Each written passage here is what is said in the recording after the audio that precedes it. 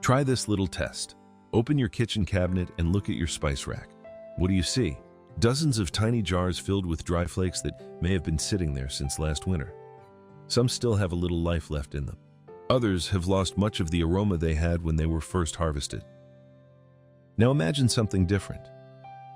Instead of reaching for a dusty jar, you walk to your windowsill, snip a living sprig, and bring it straight to the cutting board. The difference is not just flavor. It is the feeling of knowing exactly where your food came from. For generations, the garden, the kitchen, and the household herb cabinet were never completely separate. Plants were grown for flavor, tradition, seasonal comfort, and everyday use.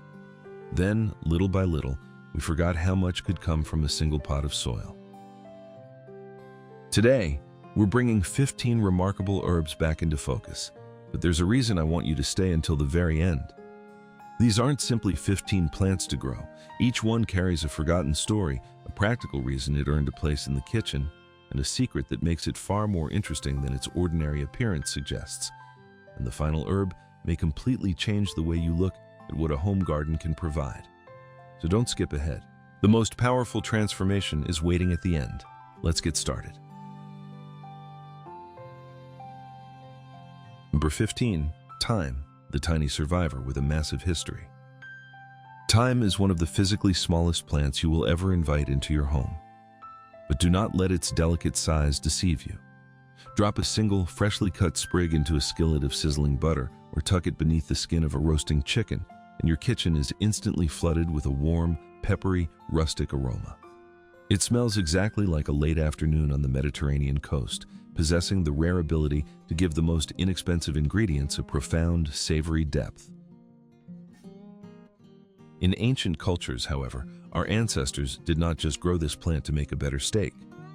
Throughout European history, thyme held a stellar reputation in traditional folk preparations, especially during the bitter months of winter.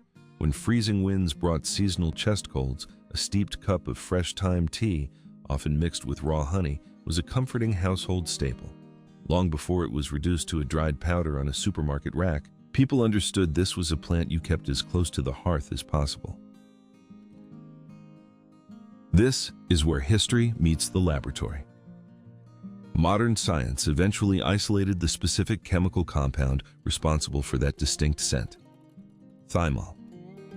Today, researchers study thymol extensively, which completely explains why you constantly see it listed on the back labels of expensive commercial mouthwashes and winter chest rub ointments. The real tragedy is not that we forgot about thyme, it's that we forgot the original version of this compound was always meant to be a living, breathing plant, not a plastic bottle of synthetic liquid. Growing thyme on your windowsill is a test of a gardener's courage to simply walk away. It aggressively resents being pampered, and it utterly despises having its roots sit in soggy potting soil. Give it a terracotta pot with drainage holes, place it in your sunniest window, and let the soil dry out visibly between waterings. In return for your strategic neglect, you are handed a miniature perennial flavor factory. The more you properly clip its sprigs, the more it gives back.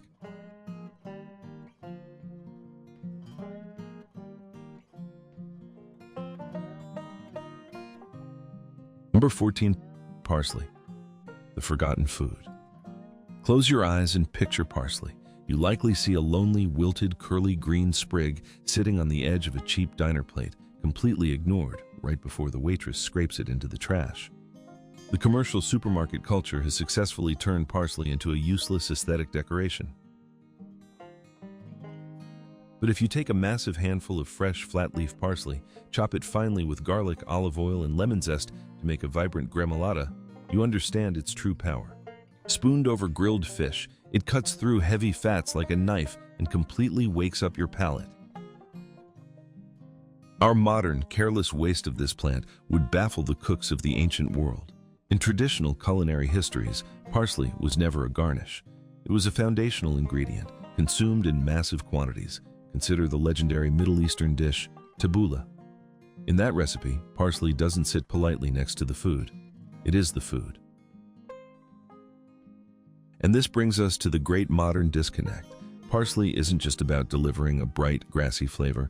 It is an incredibly dense source of vitamin K and a powerhouse of plant compounds, including specific flavonoids. The tragedy is not that parsley lacks nutritional value. The tragedy is that we are using it on the entirely wrong scale. We consume 2 tiny leaves for aesthetics and call it a day, while robust cultures ate it by the handful for vitality. What modern convenience actually stole from us wasn't the plant itself, but the ancestral memory of how to eat it. Fortunately, parsley is incredibly patient. It does not demand blistering direct sun and will grow beautifully in a container on a balcony that only receives partial shade. The biggest test is at the beginning. Its seeds are notoriously slow to germinate, sometimes taking up to 3 weeks to break the soil. Do not assume your pot of dirt is a failure. Wait. When the plant is large enough to harvest, do not just pluck a few leaves from the top. Cut the older outer stems down near the base, leaving the inner crown perfectly intact to continuously push out new growth. Grow it and never use it as a decoration again.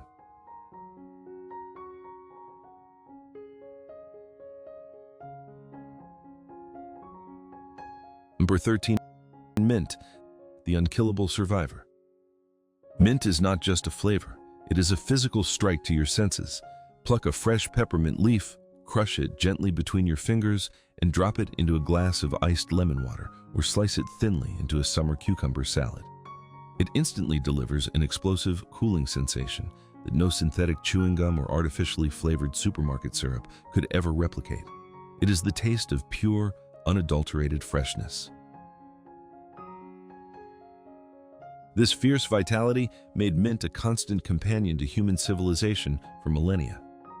From the tombs of Egyptian pharaohs to the welcoming, steaming teapots of ancient Arab hospitality, mint has always been present.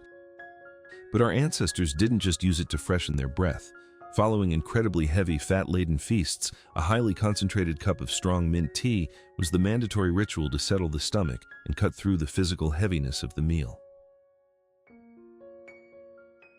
But the most fascinating truth about mint isn't its cooling flavor. It is its terrifying biological resilience. Why is this plant nearly impossible to kill? Mint operates through a system of underground stems called rhizomes that move beneath the soil like tentacles. Researchers from agricultural extension programs often warn that while other herbs easily die from drought or poor soil, mint will aggressively crawl beneath dry, barren earth to find water meters away. It is not just an herb. Biologically speaking, it is a territorial predator. And that brings us to the absolute golden rule of growing it. Never, ever plant mint directly into your garden beds unless you want it to consume every other vegetable you own within a year. It must be imprisoned, planted in a large, isolated terracotta or plastic pot on your balcony. It forgives you for forgetting to water it, and it thrives in partial shade where sun-loving plants fail. It is the ultimate herb for the lazy gardener, offering an eternal supply of cooling tea from a single, indestructible investment.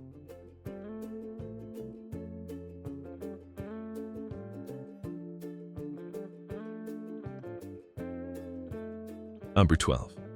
Chamomile, the flower of the evening. When you look at chamomile, you do not immediately think of a kitchen ingredient. It looks exactly like a fragile wild roadside weed with tiny, delicate white petals and bright yellow centers. But if you pluck a fresh flower and steep it in hot water, the aroma that rises is not a harsh floral scent. It is a soft, sweet, deeply comforting fragrance that carries the unmistakable warm scent of crisp autumn apples. In the history of traditional European herbalism, chamomile was never just a pretty flower. It was the ultimate symbol of stillness.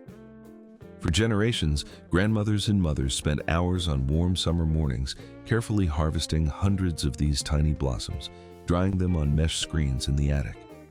When the bitter winter arrived, or when children were restless and feverish, these dried flowers were brought down and brewed into the most soothing tea on earth. Why did a tiny flower become such a monumental evening ritual? Today, science has an answer. Researchers investigating botanical sedatives have identified that chamomile contains high levels of an antioxidant called apothecary, A widely cited review in the Molecular Medicine Reports journal noted that apogenin binds to specific receptors in the brain, promoting mild sedation and reducing anxiety. Millions of mass-produced chamomile tea bags are sold in supermarkets every year. But what modern convenience erased is that the slow, deliberate act of harvesting the flowers yourself on a quiet afternoon is half of the calming therapy. Growing chamomile, specifically German chamomile, in a window box is a beautiful, low-maintenance experience. It requires full sun and well-draining soil. Because it is an annual plant, it will completely die back when the winter frost hits. But do not throw the pot away. Its flowers freely drop microscopic seeds into the soil, and the following spring, a brand new generation will automatically germinate without you having to replant a single thing. It is a perpetual loop of calm, growing right outside your bedroom window.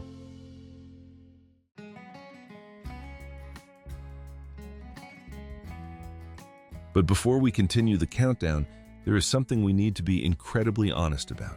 An herbal windowsill is not a magic pharmacy. A cup of tea does not replace a doctor. A single leaf will not cure a chronic disease. The mindset of instant pain relief is a product of the modern pharmaceutical industry, and Slow Living Chill Farm does not operate that way. The true value of these 15 plants lies in something much simpler. They help us bring fresh, diverse, and deeply flavorful raw ingredients back into our daily meals. You drop a leaf into a soup today. You drink a cup of tea tomorrow. You build your body's resilience millimeter by millimeter, in harmony with the rhythm of nature rather than suppressing it with chemicals. It is not magic. It is a habit. Let's get back to the list.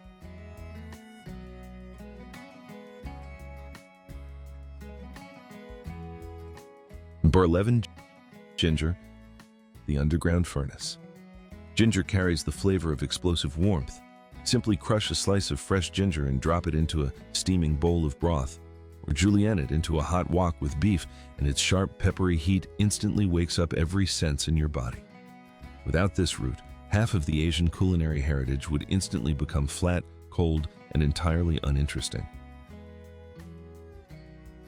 Throughout thousands of years of Eastern traditional medicine and Indian Ayurveda, ginger was not merely considered a spice, it was the furnace of the body. It was revered as an internal heater, used to settle the most turbulent stomach issues and chase away shivering chills.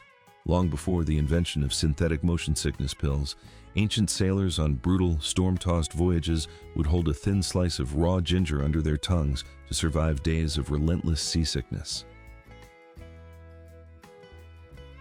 But the greatest biological twist of ginger is that the part we peel, slice, and eat every day is not actually a root at all.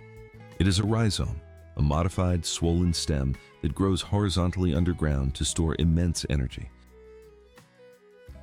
According to research published by the University of Maryland Medical Center, this exact underground vault is where the plant manufactures gingerol, a highly potent bioactive compound extensively studied for its powerful anti-inflammatory and antioxidant effects. When you buy shriveled, dehydrated ginger at the supermarket that has traveled thousands of miles on cargo ships, you are paying for a rhizome that has already lost half of its volatile oils. Many people mistakenly believe ginger can only be grown on massive tropical farms, but it is actually a phenomenal survivor in a container garden. Buy a plump organic ginger rhizome with visible eyes buds from the grocery store. Bury it shallowly in a fabric grow bag filled with rich, loose potting soil and place it in partial shade. It despises freezing cold and soggy, waterlogged dirt. After a few months, tall, bamboo-like leaves will shoot up, and beneath the soil, a massive rhizome system will have multiplied tenfold. You have successfully installed a permanent biological furnace on your porch.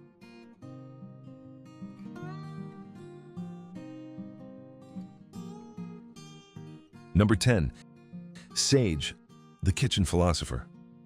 Sage is visually stunning, featuring silver-gray leaves covered in a microscopic velvety fuzz. When you rub the leaf, it releases a powerful, brooding aroma that is an earthy mixture of pine, eucalyptus, and a hint of citrus. In Western culinary traditions, sage is the absolute savior of heavy, fatty meats. Try frying a few fresh sage leaves in brown butter until they shatter like glass, then drizzle them over a plate of roasted butternut squash ravioli. That combination is a masterpiece of flavor balance, transforming a heavy, oily dish into an elegant experience. Its botanical name, salvia, stems from the Latin word salvare, which means to be saved or to heal. In ancient Rome and throughout the Middle Ages, it was widely regarded as the herb of wisdom and longevity. An ancient Arab proverb famously asked, "How can a man grow old who has sage in his garden?"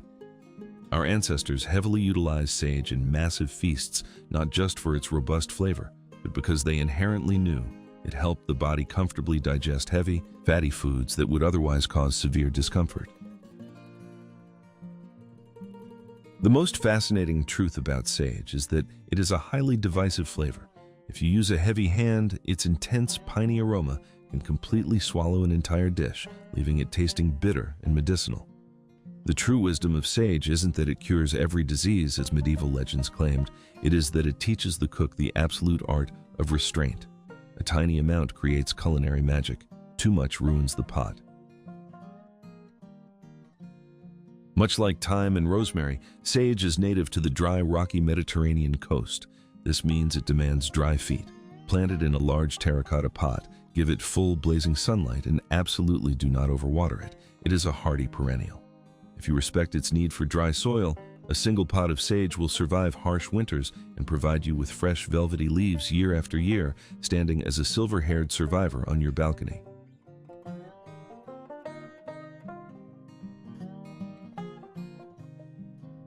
Number 9. Lemon balm. The citrus deception. Lemon balm is one of nature's greatest deceptions. At first glance, it has heavily veined, serrated green leaves and looks exactly like a common mint plant. But the moment you pluck a leaf and bring it to your nose, there is absolutely no cooling sensation. Instead, it explodes with a brilliant, sweet, and aggressively sharp lemon fragrance, identical to a freshly cut yellow lemon. Toss a handful of fresh lemon balm into a pitcher of ice water, or stuff it into the belly of a fish before roasting, and you achieve a vibrant citrus flavor without the harsh acidity of actual lemon juice. Throughout the Middle Ages in Europe, lemon balm was affectionately known as the gladdener of the heart. The renowned 16th century botanist John Gerard documented that it was widely used to drive away all melancholy and soothe panicked, racing minds. It was the primary ingredient in Carmelite water, a famous distillation crafted by monks to relieve nervous tension and exhaustion. Before the era of synthetic sleep aids, a warm cup of lemon balm tea was how humanity quietly closed the door on the anxieties of a brutal day. And here is the scientific twist behind that bizarre lemon smell. Lemon balm belongs to the Lamiaceae family, making it a genetic cousin to mint, and has absolutely zero biological relation to actual citrus trees. Yet, phytochemical analyses confirm it produces compounds like citronellal and citrol, the exact same chemicals that give lemons their signature scent. Studies published in journals like Nutrients continue to investigate its potential to improve mood and mildly reduce stress levels. The ability to extract such a powerful, soothing aroma from a fragile leaf is exactly why it became a legend in folk medicine. Because it carries the bloodline of the mint family, lemon balm is a vigorous survivor and can easily become invasive. To keep it safe and manageable, always grow it in its own isolated container. It handles partial shade beautifully and will eagerly bush out after every aggressive pruning. But here is the most important warning. Unlike many other herbs, lemon balm loses almost all of its potent flavor and aroma when dried. Its true value belongs exclusively to the gardener who owns the living plant and harvests the leaves just seconds before the water boils.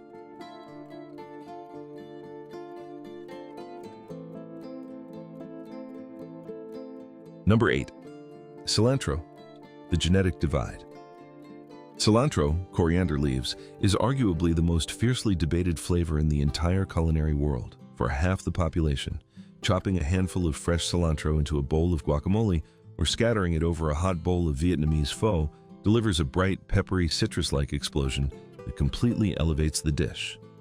For the other half, that exact same handful tastes identically like chewing on a bar of dish soap. It is the only herb in the kitchen that can start an actual argument at the dinner table.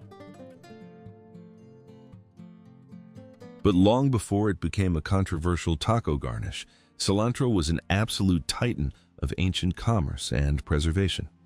Seeds of the coriander plant were discovered in the tomb of Tutankhamun, and it was one of the first herbs brought to the Americas by early settlers. Before modern refrigeration, indigenous and ancient cultures heavily rubbed crushed cilantro leaves and seeds onto raw meats. They did not do this just for the taste. They did it because the herb possessed a remarkable ability to delay the spoilage of fat and mask the smell of age. And here is the ultimate scientific twist to the great soap debate. If you hate cilantro, you are not a picky eater. You are a genetic mutant. Researchers at the genetic testing company 23andMe conducted a massive study involving nearly 30,000 people and pinpointed a specific genetic variation, a cluster of olfactory receptor genes, specifically OR6A2. This gene allows certain people to violently detect the aldehyde chemicals present in cilantro leaves, which are the exact same chemicals produced during the soap-making process. The supermarket tells you it's a universal garnish, but your DNA dictates whether it is a delicacy or a detergent. If you are lucky enough to possess the genes to enjoy it, you must grow it. However, cilantro is a dramatic sprinter. It hates summer heat and will quickly bolt, shooting up a tall flower stalk and turning its leaves incredibly bitter. To beat the heat, plant it in a deep container. It has a long taproot. During the cool days of early spring or late autumn. If it bolts anyway, do not pull it up. Let the flowers dry and collect the seeds. That seed is coriander, a completely different, warm, earthy spice for your pantry. You get two entirely different harvests from a single pot.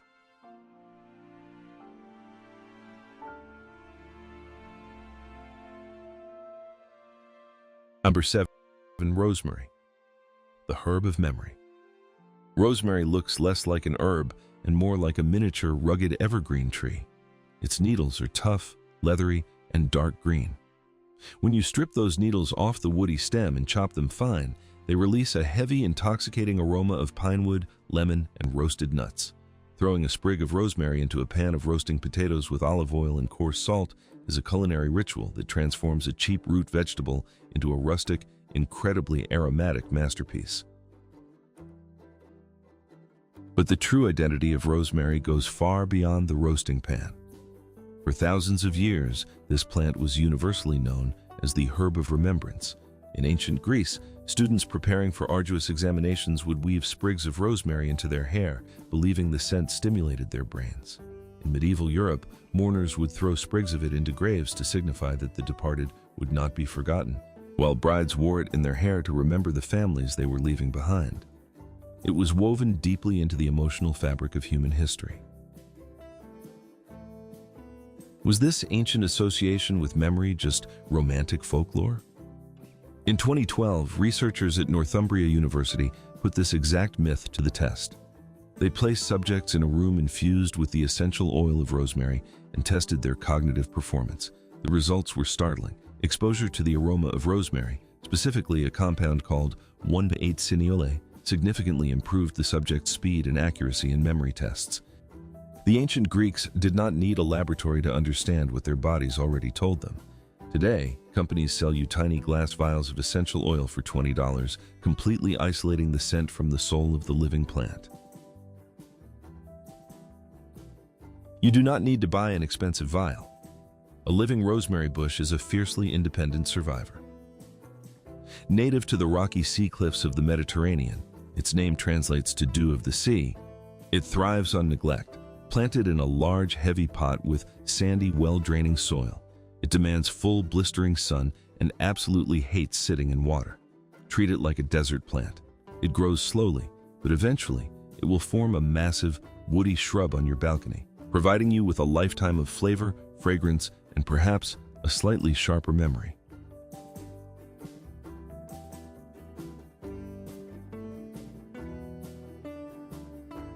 Number 6. Oregano, the wild mountain survivor. When we hear oregano, almost everyone immediately pictures a greasy slice of delivery pizza. That dried, dusty, flavorless green powder shaken out of a plastic bottle is the only version of oregano most people will ever know.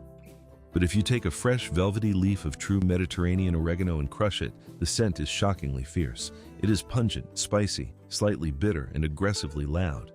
It doesn't just season a tomato sauce, it wrestles it into submission, completely dominating the dish with its wild, earthy heat.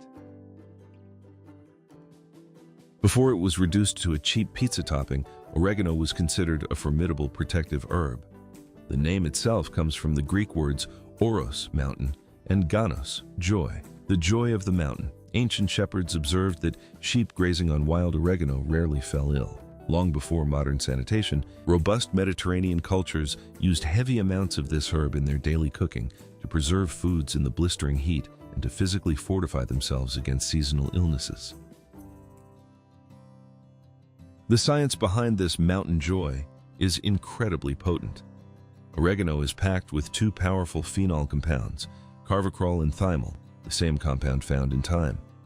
Numerous studies, including those published in the Journal of Applied Microbiology, have observed that carvacrol exhibits intense antimicrobial activity in laboratory settings. This has led to a massive, modern wellness trend where companies extract pure oregano oil and sell it in tiny droppers as a brutal burning cure-all. But taking drops of isolated essential oil is missing the point. The ancestral wisdom was not to burn your throat with chemical extracts. It was to eat the whole plant regularly, building resilience through daily flavor. Growing oregano is incredibly satisfying because it is a relentless, creeping survivor. It will quickly spill over the edges of whatever pot you put it in. It prefers poor, slightly rocky soil in full sun. But here is the most crucial harvesting secret.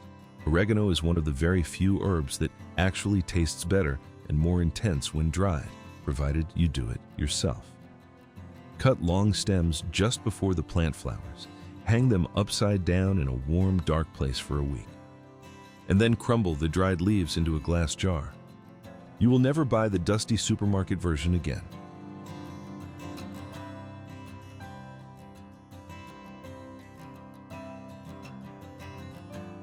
Number 5. Garlic chives, the cut and come again machine. Garlic chives, known as nira in Japanese cuisine, are a visual contradiction. They look exactly like flat blades of dark green grass, yet they pack the unmistakable savory punch of fresh garlic. But unlike a raw clove of garlic that leaves a harsh, burning sulfur aftertaste, these flat leaves deliver a sweet, mild, and incredibly refined garlic flavor. Stir-fry a massive handful of them with eggs or fold them into the filling of pork dumplings, and they provide a depth of umami that standard green onions could never hope to achieve.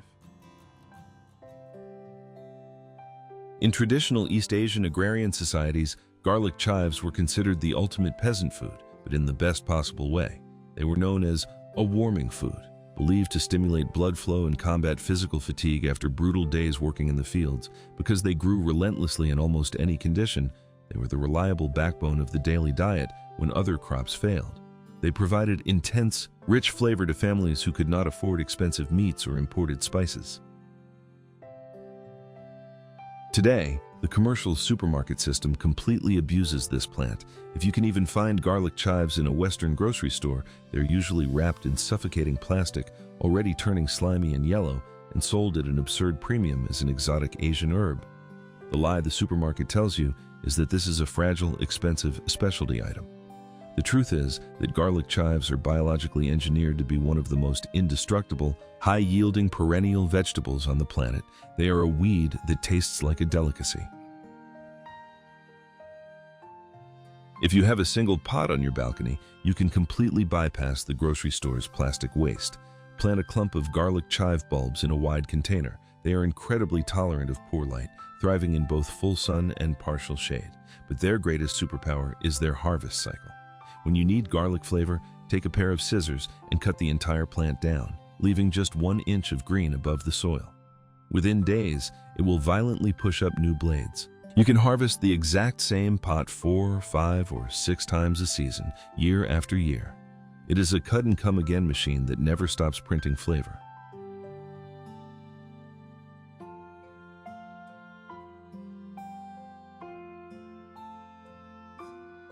Let's pause for a second. Think about the dried spices sitting in your kitchen right now. A jar of supermarket oregano isn't completely useless, it's just a ghost. It is entirely different from a plump, oil-rich sprig you harvested from a pot 30 seconds ago. The food industry pulled off a brilliant illusion. They convinced us that true flavor is manufactured in a facility, pulverized, aggressively dehydrated, stuffed into tiny glass jars with colorful labels, and given a 3-year shelf life. We pay $5 for a lifeless powder and think we are buying convenience. In reality, we are buying a compromise. And that is the true gap between buying a spice and growing it yourself. You don't dig your hands into the dirt just to save a few coins. You do it to taste the world exactly as it was meant to be, before an industrial supply chain erased its vitality. True flavor must carry life. Now, let's move to the final 4. These are the absolute titans of the list, the purifiers, the queens, and the beautiful outsiders. Let's count down to number 1.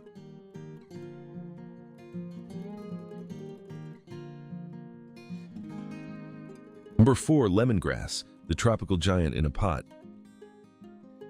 Lemongrass does not possess the subtle, delicate aroma of European herbs.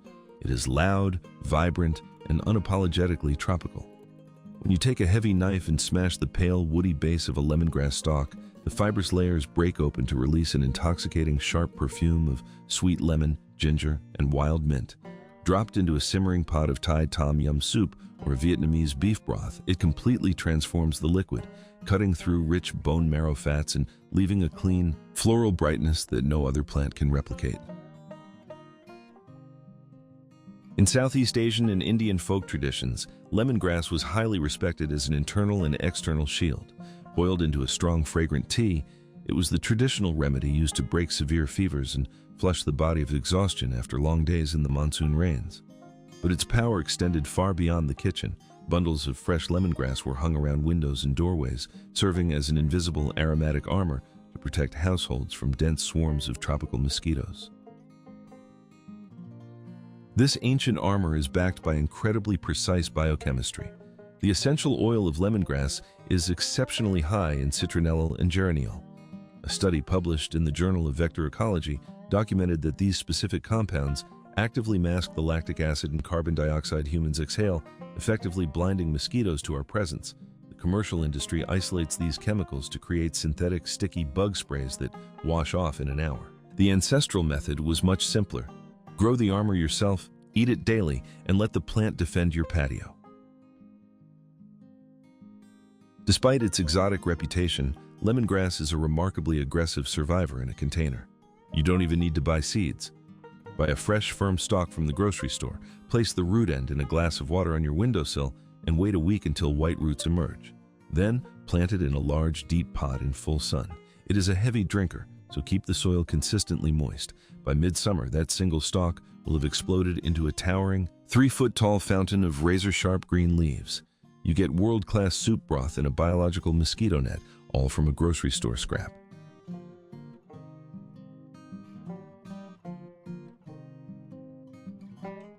Number 3. Calendula, the flower you can eat. When you see calendula blooming in a garden, its brilliant, fiery orange and yellow petals look like they belong in a decorative vase, not on a dinner plate, but these petals hold a quiet, earthy flavor, slightly peppery, slightly bitter, and deeply savory. If you pull the petals off a fresh flower head and scatter them over a bowl of wild rice or a summer green salad, they add a stunning, vibrant flash of color and a complex, resinous crunch that completely elevates the visual and textural experience of a meal. Historically, calendula was affectionately known across Europe as the poor man's saffron. True saffron, derived from crocus stigmas, was insanely expensive and reserved exclusively for royalty. Peasant cooks quickly discovered that throwing a handful of dried calendula petals into a simmering pot of rice or winter stew would dye the food a rich, majestic golden yellow, mimicking the luxury of saffron while offering its own hearty, warming flavor. But calendula's true historical value wasn't in the kitchen, it was in the medicine cabinet. For centuries, herbalists infused calendula flowers into olive oil to create a legendary bright yellow salve used to soothe burns, cuts, and severe skin inflammation. Was it just a placebo? Modern pharmacological studies, including research from the Journal of Basic and Clinical Physiology and Pharmacology, confirm that calendula extracts contain high levels of triterpenoids and flavonoids that actively promote tissue regeneration and reduce localized inflammation. The modern cosmetic industry puts microscopic drops of this extract into expensive skincare jars. Our ancestors just rubbed the infused oil directly onto their skin. Calendula is an absolute joy to grow on a windowsill or balcony because it actively rewards you for harvesting it.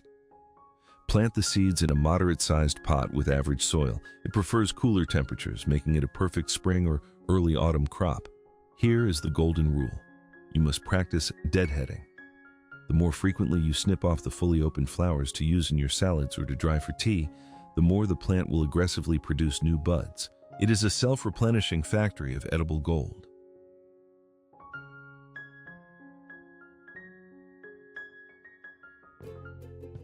Number 2. Perilla, the shield of the East. Perilla is a visual masterpiece, often boasting large, jagged leaves painted in stunning shades of deep purple and emerald green. The flavor is incredibly difficult to describe to someone who has never tasted it. Wrap a piece of grilled pork belly in a fresh perilla leaf, and your mouth is hit with a complex, spicy collision of cinnamon, anise, mint, and clove.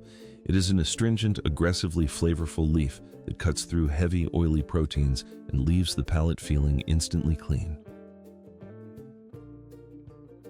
In traditional Japanese, Korean, and Vietnamese cultures, perilla was never treated as a simple garnish. It was utilized as a functional biological shield. For centuries, chefs purposefully paired raw seafood and fatty meats with generous amounts of perilla. In Eastern traditional medicine, the leaf is classified as a warming, detoxifying agent, believed to counteract the coldness of raw fish and neutralize minor foodborne pathogens, ensuring the stomach remained calm after complex meals. This ancient culinary pairing was not an accident. It was an act of biological brilliance.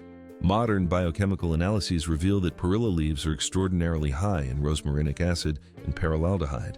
Studies in agricultural and food chemistry have demonstrated that these compounds possess potent antibacterial properties, actively inhibiting the growth of certain bacteria on raw foods. The sushi chef who placed a perilla leaf under your sashimi wasn't just making the plate look beautiful.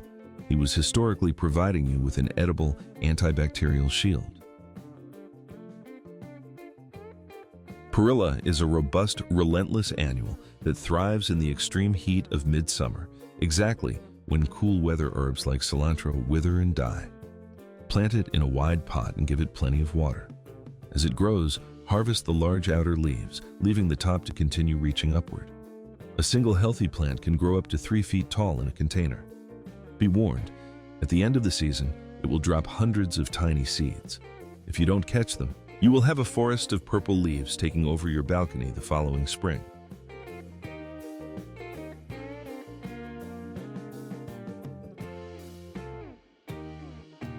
Number 1.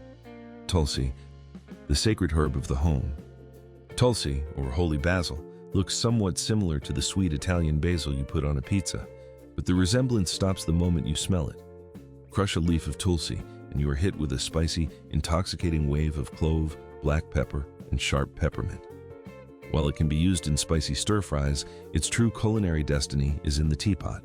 A cup of freshly steeped tulsi tea is spicy, earthy, and profoundly warming, a completely different experience from the sweet floral teas of Europe. We place tulsi at number 1 because in the ancient texts of Ayurveda, it is not merely an herb, it is the incomparable one. For over 3,000 years, it has been revered as a sacred plant in India, planted in special courtyards outside the home to protect the family from physical and spiritual impurities. It was considered the supreme medicinal plant, used to treat everything from respiratory distress to severe mental fatigue. To care for a tulsi plant was considered an act of daily devotion, a physical connection between the household and the divine. How does a simple green plant earn the title of a deity? In modern clinical pharmacology, tulsi is classified under an elite category of herbs known as adaptogens. According to research published in the Journal of Ayurveda and Integrative Medicine, adaptogenic herbs like tulsi do do not target one specific disease. Instead, they biologically help the human body adapt to physical, chemical, and psychological stress.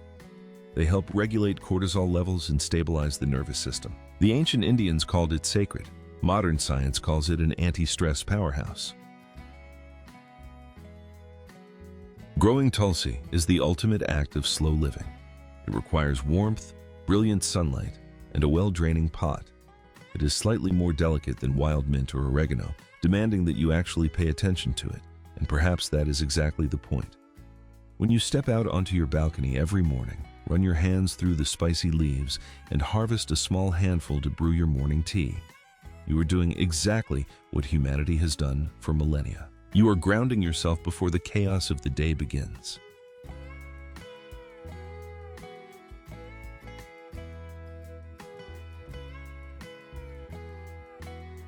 And that is the list. 15 forgotten herbs, 15 pieces of ancestral wisdom waiting patiently to be brought back inside. I'm not asking you to go out and buy 15 terracotta pots today. That defeats the entire purpose of slow living.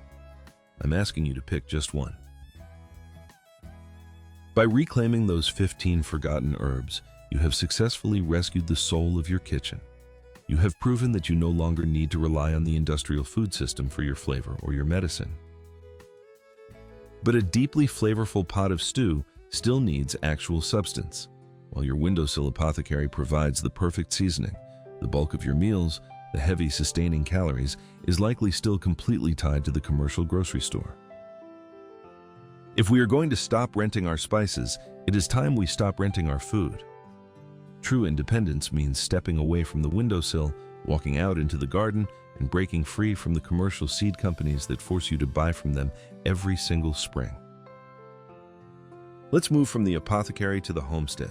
Here are 15 forgotten heritage vegetables that provide massive self-sustaining yields, guaranteeing you will never have to buy a packet of seeds ever again. Number 15. Alexander's Smyrnium olusatrum, the food of the legions. Before modern celery was genetically manipulated into existence, Alexander's was the supreme survival herb of peasant families, a plant that actually followed the Roman legions as they conquered Europe. It grew fiercely along hedgerows and in the dark, forgotten corners of the garden. Every single part of it fed a family. The young shoots were boiled like asparagus, the green leaves flavored winter stews, the thick roots were roasted, and the unopened flower buds were pickled as a sharp, peppery delicacy. Its reproductive cycle is a flawless defense mechanism against brutal weather. As a fiercely cold, hardy biennial, its seeds fall to the earth in autumn, sleep silently under a blanket of winter snow, and are the very first to sprout in early spring, providing fresh food before any other crop wakes up. By the end of its life cycle, it shoots up a massive umbrella of lime green flowers, attracting thousands of pollinators, and drops a carpet of black seeds. You never have to replant it. It replants itself to serve you again next year. So, why has it vanished entirely from the modern culinary consciousness? In the 18th century, breeders created modern celery, plump, watery, but essentially tasteless, to serve mass production. Alexander's carried a wild, complex, and peppery flavor profile. Supermarkets demand crops that are easy to store, heavy with water weight for higher profit margins, and bland enough to please every palate. The fiery taste of Roman history was categorized as a weed and forgotten. Bringing Alexander's back to your balcony is an act of historical revival. Sow the seeds in a large, deep container in a shaded corner. Let it grow wild. Forage its stems for stews and pickle its buds in apple cider vinegar. Saving these heritage seeds isn't just about saving a few dollars. It is about preserving a piece of humanity that corporate grocery chains are trying desperately to erase. Plant it, reclaim your independence, and never let them dictate your meals again.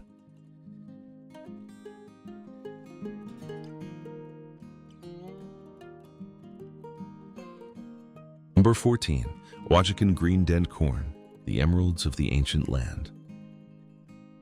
Thousands of years ago, in the sacred Oaxaca Valley of the Zapotec people in Mexico, there grew a corn that refused to wear the pale yellow uniform of the modern supermarket. Oaxacan green dent corn produces cobs that look like glowing emeralds under the sun. When harvested, The kernels display breathtaking shades of moss green, jade, and brilliant emerald. The Zapotec used it to grind exceptional masa, creating the legendary green tortillas that boasted a dense, earthy flavor no modern sweet corn could ever rival. This is a true homesteader's crop, genetically engineered by nature to feed humans independently. The stalks rise powerfully through drought conditions and alkaline, nutrient-poor soil. When the green cobs dry on the stalk, they harden, creating the signature dent. Indigenous families would harvest them and hang them from the rafters. The seed-saving process was deeply sacred. They selected the bluest, largest kernels from the very center of the best cobs to store. In doing so, the strongest survival genetics were preserved and passed down for free, generation after generation. Its commercial erasure is a direct result of our modern addiction to convenience. The modern world is addicted to instant boil sweet corn. Oaxacan green is a dent corn, requiring the slow, deliberate process of nixtamalization to grind into flour. Corporate grocery chains cannot force their customers to take the time to do that. They push the emerald cobs aside, handing you genetically modified uniform yellow corn that cooks in 5 minutes but leaves you empty. If you are pursuing a slow-living lifestyle, growing Oaxacan green in large 50-liter grow bags on your patio is a meditative experience. Harvesting these vibrant green cobs by hand, hanging them to dry, and shelling the seeds connects you directly to your ancestors. You aren't just buying a packet of seeds, you are buying back the slow, deliberate rhythm of life that the fast food industry stole from you.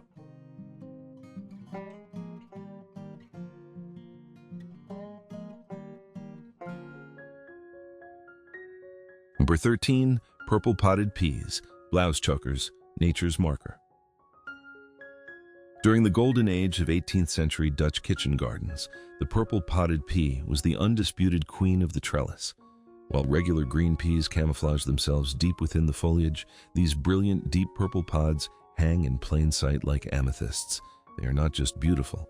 This vivid color acts as a flawless natural marker, allowing farmers to easily spot and harvest them even in the dim light of dusk without missing a single pod. They are sweet and tender when picked young and produce a rich, hearty soup when left to mature. The reproductive power of the purple potted pea is tied to the immortal heritage cycle. Like all open-pollinated seeds, you consume 90% of the harvest. Those few pods hiding at the very top of the trellis, leave them there. The purple skin will wrinkle, dry out, and turn a papery brown. In late autumn, you pluck those dry husks, shell the round peas, and store them in the dark. They have memorized their survival code, ready to burst into life the moment the spring frost thaws. Commercialization assassinated this beautiful plant with an absurd excuse. When you boil these purple pods, the heat breaks down the anthocyanins, turning the pods green. The industrial canning factories despised this color shift. They wanted green peas in plastic bags and tin cans to maintain a fake uniform green color 365 days a year. The greed for cosmetic consistency robbed us of one of the easiest, most productive, and visually stunning crops in history.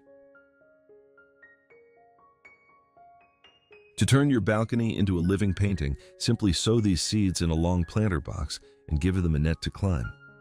The dual-toned crimson and violet flowers, followed by the striking purple pods, will transform your space. Supermarket hybrid seeds will cost you money every single year, but heritage purple pods will hand you color, flavor, and total control of your food forever.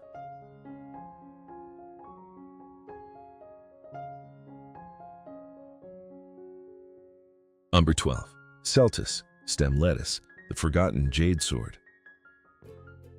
In the West, lettuce has always been synonymous with fragile, leafy heads, but thousands of years ago in Asia, a completely different heritage branch was developed, Celtis, or stem lettuce. Instead of wasting energy growing a massive head of leaves, this plant channels all its life force into producing a thick, succulent stem that stands straight up like a jade sword. When you peel away the outer skin, the crisp core delivers a refreshing flavor reminiscent of roasted chestnuts and cucumber, perfect for salads or stir-fries. The natural cycle of Celtis is a masterclass in timing.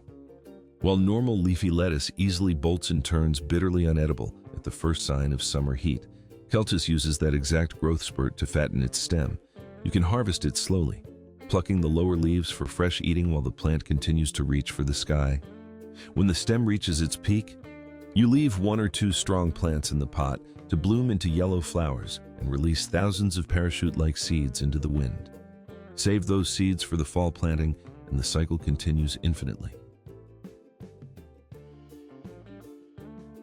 The reason Celtis is entirely absent from Western supermarkets is the absolute tyranny of standardization. Grocery chains have brainwashed consumers into believing that lettuce must look like a perfectly round iceberg bowling ball. A tall, leafy, sword-like plant that requires peeling simply does not fit into automated plastic bagging machines. The demand for grab-and-go convenience effectively killed off one of the crispiest and most elegantly flavored vegetables on earth. But you are not bound by supermarket logistics. Growing Celtis in a 20-centimeter container on your balcony is incredibly space-efficient because it grows vertically. A watery head of store-bought lettuce costs $3 and rots in 2 days. With Celtis, you harvest leaf by leaf, enjoy the sweet stem, and collect thousands of free seeds for next year.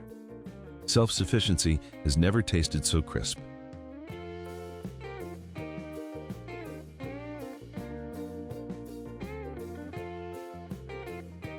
(11) Rapunzel, Rampion Bellflower, the Stolen Fairy Tale.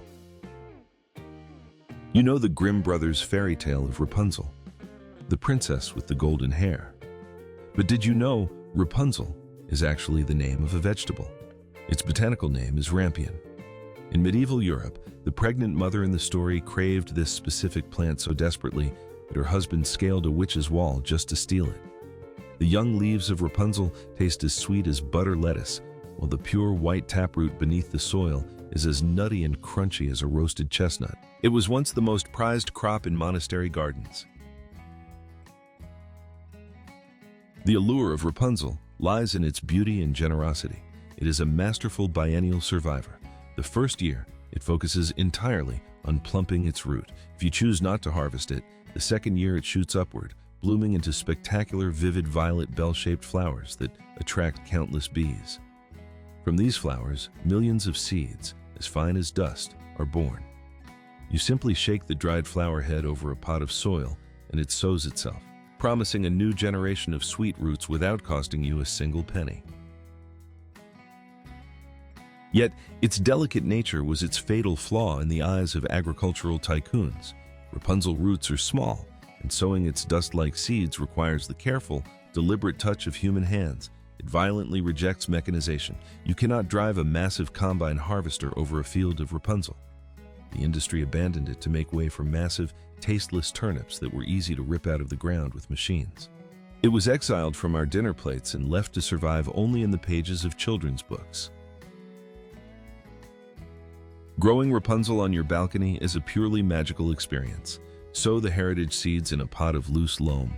You will gain a romantic pot of violet flowers to decorate your slow-living sanctuary, leaves for your evening salad, and roots as sweet as chestnuts. You are literally stealing the magic back from the fairy tale and planting it in reality. And this time, no witch or grocery chain can stop you.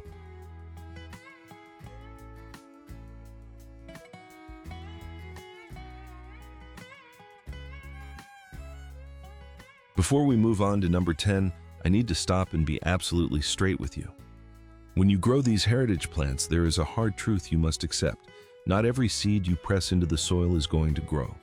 Some will sprout magnificently, but others will remain asleep in the dirt forever. Sometimes birds will steal your seedlings, and sometimes a sudden downpour will rot the roots. Modern economics has trained us to view failure as a financial loss, a deficit. But in a slow-living garden, failure is simply the whisper of nature. A seed that doesn't sprout becomes compost to feed the microbes.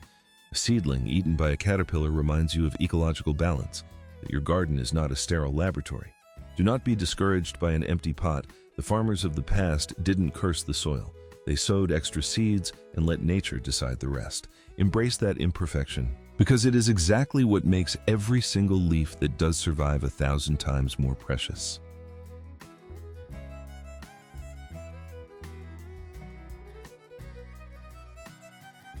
Number 10. Manglevurzil, the Victorian calorie machine.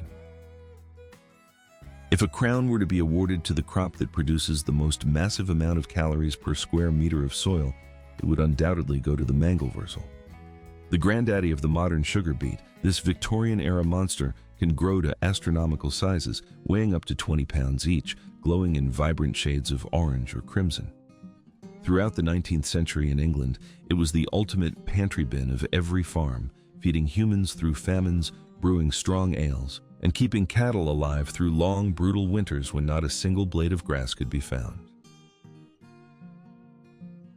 The power of the Manglevurzil lies in its explosive growth on marginal land. It pushes its massive body mostly above the soil rather than digging deep, making it incredibly easy to harvest simply by grabbing the leaves and pulling. Once stored in a root cellar or clamped under straw, it retains its moisture and sugar for 8 solid months without a single watt of electricity. In its second year, a single giant root will send up a towering flower stalk, dropping enough seeds to plant an entire acre the following spring. It is a perfectly closed energy loop. So why did such an insanely productive organism vanish? Entering the 20th century, the livestock industry mutated. Feed factories emerged, grinding corn and soy into dry, cheap industrial pellets. For humans, the sudden flood of cheap, refined white sugar made boiling Manglevurzil for its natural sweetness seem peasant-like and labor-intensive. It was entirely erased because it didn't fit into the new era of fast food and packaged convenience. While you might not be able to grow a 20-pound root on a balcony, growing a baby Manglevurzil in a large 5-gallon container is an incredibly rewarding gardening experience. Its young leaves are as delicious as Swiss chard, and the baby roots roast up sweeter than standard beets. Planting it is not just about growing food. It is a quiet rebellion against the industrial pellet feed system that severed our connection to primal, raw energy.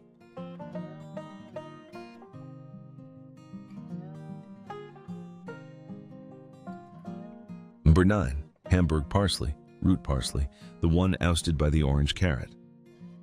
When we think of parsley today, we picture a curly, harmless little garnish sitting pointlessly on the edge of a restaurant steak plate. But centuries ago in Central Europe, the leaves were just a byproduct. The true value was buried underground, the Hamburg root parsley. It looks identical to a pale white parsnip, but when roasted or dropped into a bone broth stew, it releases an incredibly complex, savory flavor, a perfect marriage of crisp celery, sweet carrot, and earthy parsley. Hamburg parsley is an endurance nutrient accumulator. All summer long, it uses its leaves to photosynthesize, slowly packing starches down into its taproot. The miracle lies in its frost resistance. Even when the ground freezes solid under feet of snow, you can overwinter the roots without fear of rot. In fact, that freezing temperature acts as a catalyst, turning the root unbelievably sweet. By year 2, if you leave a few roots in the ground, they will bolt and gift you tens of thousands of seeds. That food cycle never required a trip to the store. Its downfall began when 17th-century Dutch breeders decided to develop the bright orange carrot as a tribute to their royal house of Orange. The orange carrot grew faster, plumper, and looked stunningly vibrant on market stands. Commercial agriculture fell in love with the fast cash turnover of the carrot. Root parsley, with its slow growth rate and pale, unexciting white skin, was deemed unprofitable and was swiftly kicked out of agricultural history. On your suburban porch, speed does not matter. Sow Hamburg parsley seeds into a deep wooden planter. You will have fresh leaves all summer and a savory root for your winter stews.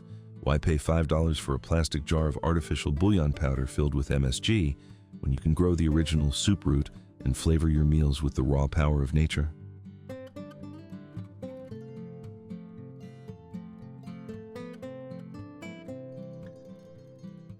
Number 8. Cherokee Trail of Tears beans, the seed of sorrow and revival.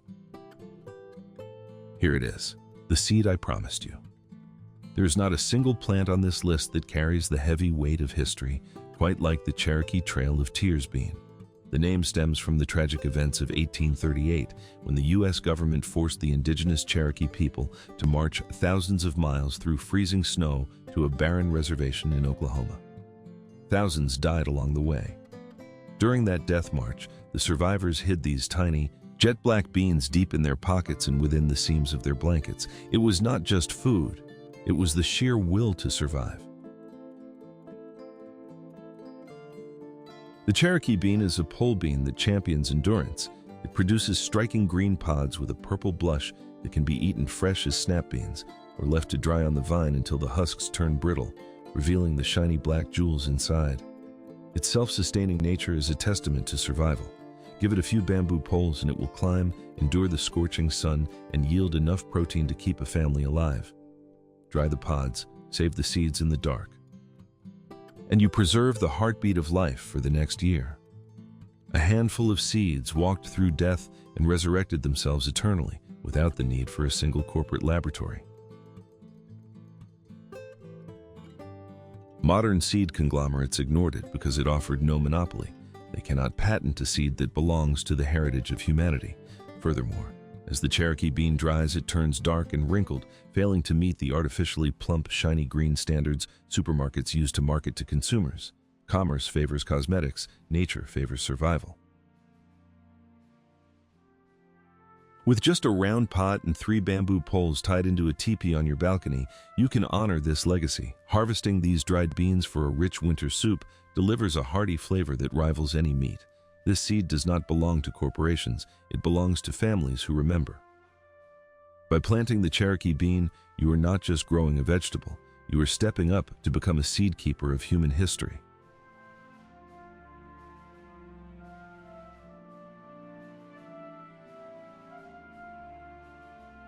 Number 7. Salsify, oyster plant, the underground delicacy. If you told a 19th century Victorian gardener that the future would stop eating salsify, they would think you had lost your mind. Salsify, commonly known as the oyster plant, was once the absolute pinnacle of root vegetable luxury. Beneath its rough, bark-like brown skin hides a pristine white flesh. The magic happens when you peel it, boil it, and pan-fry it in a little butter. The root emits a savory, briny aroma and tastes shockingly similar to roasted sea oysters. Salsify's survival mechanism is a song of deep roots. It drives a vertical taproot straight down through hard-pan soil, hoarding nutrients over a long summer into the winter. Like root parsley, the freezing snow actually converts its starches into sugars, making it exponentially more delicious when dug up in the dead of winter. It operates on a 2-year biennial cycle. Eat the roots year 1 and leave a few to shoot up gorgeous purple flowers and scatter countless seeds to the wind in year 2. The reason salsify was forgotten by the industrial world is the very taproot that makes it so strong. The root can plunge 15 inches straight down. As agriculture shifted to massive mechanical plows, the metal blades couldn't dig that deep without snapping the roots in half. The commercial industry demanded shallow, round crops that could be ripped out of the earth quickly, like potatoes or radishes. A delicate root that required the careful lifting of a hand fork became a profit liability and was ruthlessly discarded. To grow salsify, you need a deep container, at least 40 yards, filled with loose sandy loam to prevent the roots from splitting. After 4 months of waiting, you will dig up a delicacy that even modern 5-star restaurants rarely possess. Buying a pound of real oysters will cost you a small fortune. Sowing a packet of heritage salsify allows you to pull the flavor of the sea right out of the dark soil on your balcony.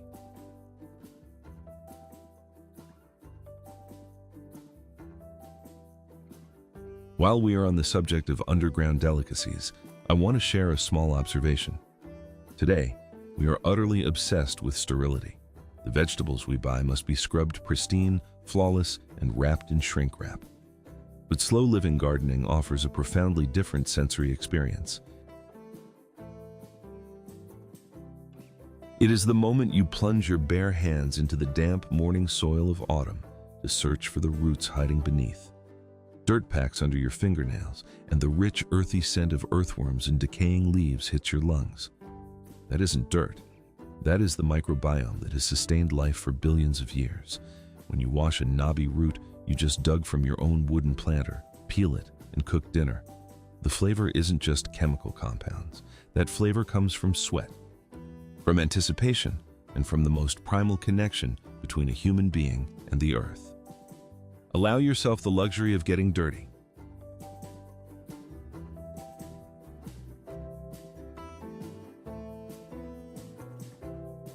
Number 6. Bloody butcher corn, the heart of the winter meal. Before corn was reduced to an industrial commodity used to manufacture high fructose corn syrup and ethanol gasoline, it was the beating heart of the family dinner table.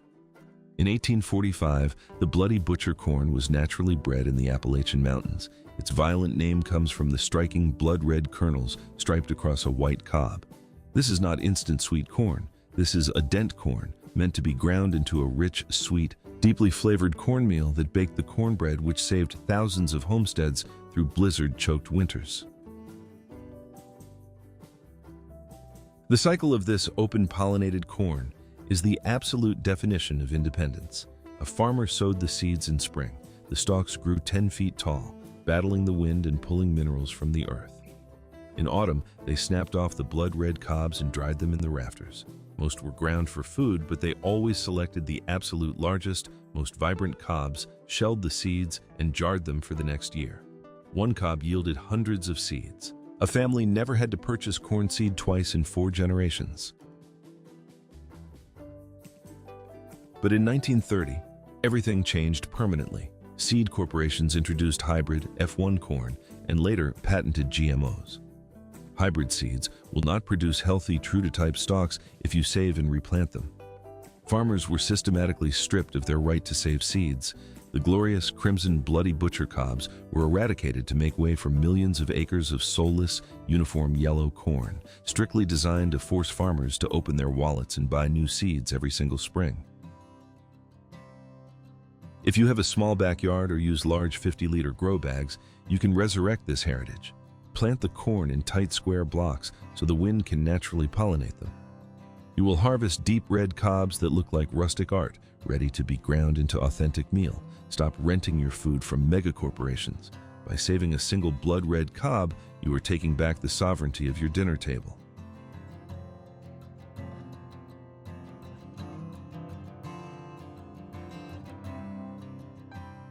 Number 5. Ground cherry, husk cherry, the pioneer's delicacy. In the mid-19th century, as wagon trains of pioneers pushed out into the untamed American West, they didn't bring fussy orchard trees. They brought the ground cherry. Growing low to the soil, this relative of the tomato produces tiny golden yellow berries hidden securely inside an intricate papery lantern. Bite into one and you experience an explosion of flavor, a wildly sweet mix of pineapple, strawberry, and the tartness of a green tomato. The vitality of the ground cherry is so fierce it grows like a weed in the poorest soils. Its seeding cycle is almost completely autonomous. When the fruit reaches absolute peak ripeness, it drops itself to the ground, hence the name. The papery husk acts as a biological net, protecting it from insects and keeping it fresh for weeks. Ancestors simply scooped them off the earth for pies and jams, tossing the spoiled ones back into the dirt where the seeds would sleep and sprout automatically the following spring, an infinite loop of sweetness. Yet, the very act of dropping to the ground was a death sentence in the modern supply chain. Corporate buyers cannot drive massive harvesting machines through a field to pick them all at once. If you pick a ground cherry off the branch while it is green, it remains bitter and will never ripen. While supermarket tomatoes can be picked hard and gassed red with ethylene, the ground cherry violently refuses interference. It demands time and the manual labor of foraging from the dirt. The greed for speed tossed this delicacy out. On your porch, where you have the time to live slowly, the ground cherry is a miracle. A 30-centimeter pot placed in full sun becomes an automatic, natural candy dispenser for your family. You do nothing but water it and wait for the lanterns to fall. Why pay outrageous prices for pesticide-laden strawberries in plastic clamshells when you can grow this heritage fruit preserve from a cheap packet of seeds and regenerate it forever?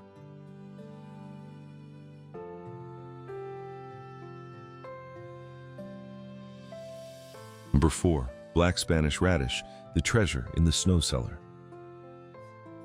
Back in the 1800s, winter in the northern hemisphere was a death sentence for the unprepared. Scurvy, severe vitamin C deficiency, haunted every village. Against this bleak backdrop, the black Spanish radish emerged as a savior. Our grandparents didn't grow this to eat fresh in the summer sun. They sowed it in late summer, harvested it as the freezing winds began to howl, and buried these coal-black orbs in boxes of damp sand down in the root cellar. This natural preservation process is an ecological masterpiece. Its rough, black, sandpaper-like skin acts as impenetrable biological armor, fighting off rot and mold and keeping the pure white flesh inside incredibly crisp for 6 grueling winter months. When the world outside was locked in ice, a farmer simply brushed away the sand, sliced the radish thin, and ate it with salted butter for a massive hit of vitamin C. To keep this free cycle alive, they just left 2 or 3 healthy radishes in the ground to bloom in spring and yield thousands of seeds. Why would such a treasure disappear? Look at the modern produce aisle. We have been brainwashed to believe that radishes must be bright pink, perfectly smooth and bite-sized. A fist-sized radish with rough, coal-black skin looked too dirty and wild for 1950s urban housewives. The invention of the electric refrigerator and the global import system killed the ancestral art of winter food preservation. Supermarkets chose cosmetic beauty, even though those pretty red radishes turned to mush after 4 days in the fridge. If you have a partially shaded balcony in the autumn, this is the perfect crop. They don't need intense heat. A 25-centimeter deep planter is all the roots need. Sow this heritage seed, pull them up in late fall, and try burying them in a pot of damp sand in a dark corner. You will personally experience the centuries-old art of food preservation, a priceless skill that requires 0 electricity and 0 chemicals.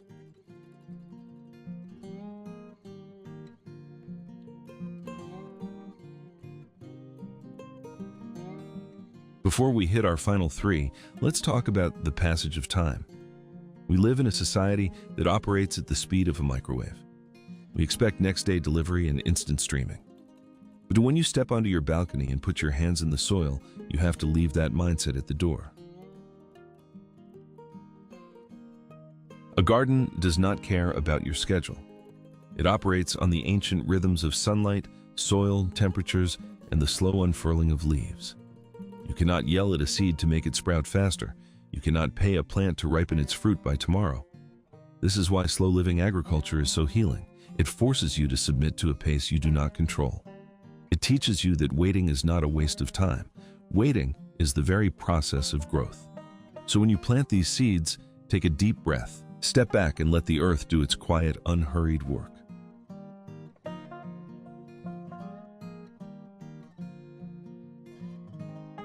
Number 3, Aurec, mountain spinach, the usurped king. Before the 20th century, if you walked into a monastery garden in France or a grand estate in England, you wouldn't find a single leaf of modern spinach. Instead, standing tall and proud under the sun was Aurec, the mountain spinach. Roman farmers called it the herb of life. Flashing brilliant shades of ruby red or emerald green, Aurec provided a relentless supply of mineral-rich greens from early spring straight through the brutal heat of midsummer. The superpower of Aurec lies in its thermal resilience. While standard spinach completely panics at the first sign of summer heat, turning bitter and bolting to seed instantly, Aurec calmly continues to push out soft, sweet leaves. Its seed loop operates flawlessly. You harvest by picking the lower leaves. By late summer, the plant towers over you, blooms into magnificent flower spikes, and drops thousands of paper-thin seeds. They sleep in the soil under the winter snow and explode into a vibrant carpet of greens the following spring. The cold chain supply network of the supermarket era assassinated this king. Aurec leaves are incredibly delicate. Once plucked, they wilt within hours, if not immediately chilled. It absolutely refused to be crammed into cross-country transport trucks for weeks on end. Therefore, agricultural tycoons bred the thick, leathery, rubbery modern spinach leaves that could take a beating, sit in a plastic box, and survive 10 days on a shelf. Aurec was erased from history simply because it wouldn't submit to the blandness of commerce. The truth is, bringing this regal plant to your balcony is effortless. You just need a 5-gallon container. The deep purple of red auric doesn't just fill your salad bowl, it turns your porch into an ornamental masterpiece. The supermarket sells you fake convenience, but by sowing an auric seed, you are harvesting centuries of culinary royalty that no amount of money can buy.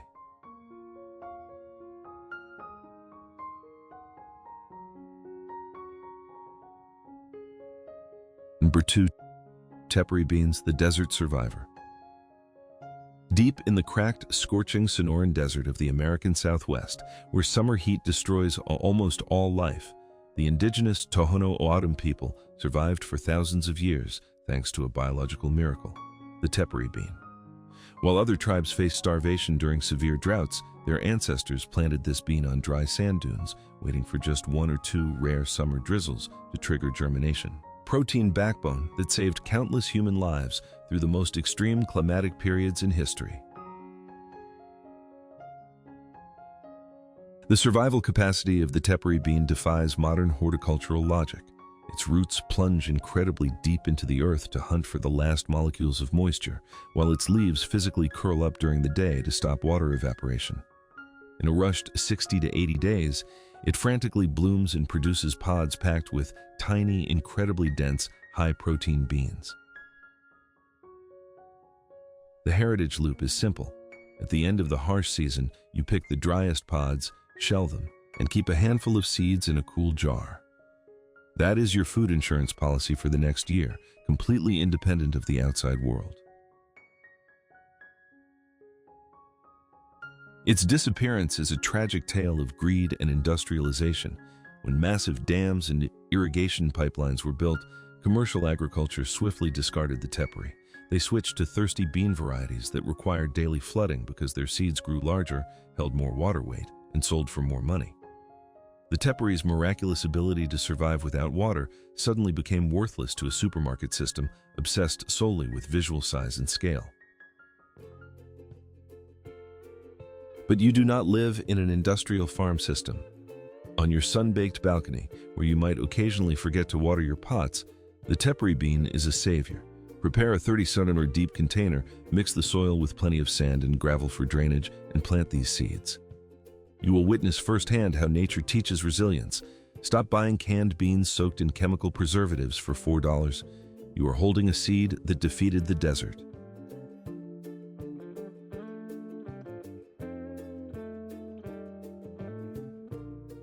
Number 1. Egyptian walking onions, the miracle of self-cloning. And here we are, number 1. The plant I told you about at the very beginning.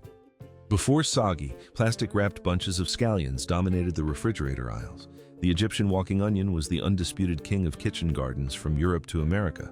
Nobody knows if it actually originated in Egypt, but its name comes from an uncanny, almost alien superpower, the ability to physically walk. In the 19th century, settlers carried it as a survival treasure because once you put it in the ground, it is virtually impossible to make it go extinct from your garden. The reproductive cycle of this onion is a biological masterpiece. Unlike normal onions that shoot up flowers and scatter seeds to the wind, the walking onion produces a cluster of miniature onion bulbs right at the very top of its green stalk. As these topsets grow larger and heavier, the stalk can no longer support the weight. It slowly bends over until the bulbs touch the earth. The moment they make contact with damp soil, the little bulbs instantly push out roots, establishing a brand new onion plant a foot away from the mother. Year after year, they walk across your garden bed in an infinite self-cloning loop that requires zero human intervention. So, why do you never see them at the grocery store? Commercial agriculture absolutely despises things that refuse to stay put and look uniform. Walking onions have wild, bending stalks and knobby topsets that cannot be neatly stacked into square cardboard boxes for cross-country shipping. Moreover, why would a corporation sell you a plant that clones itself for free forever when they can force you to buy rootless, hybrid green onions for $2 every single week? To bring this living legacy to your porch, you just need a wide, 25 centimeter deep planter box. They are fiercely resilient, surviving both freezing snows and blistering summers. When the top sets get heavy, you can simply pluck them off and press them into empty pots yourself. Snip the green stalks for your morning omelets and let nature do the rest of the work. You only have to open your wallet to buy this plant exactly once in your lifetime. Outro, the keeper of the seeds.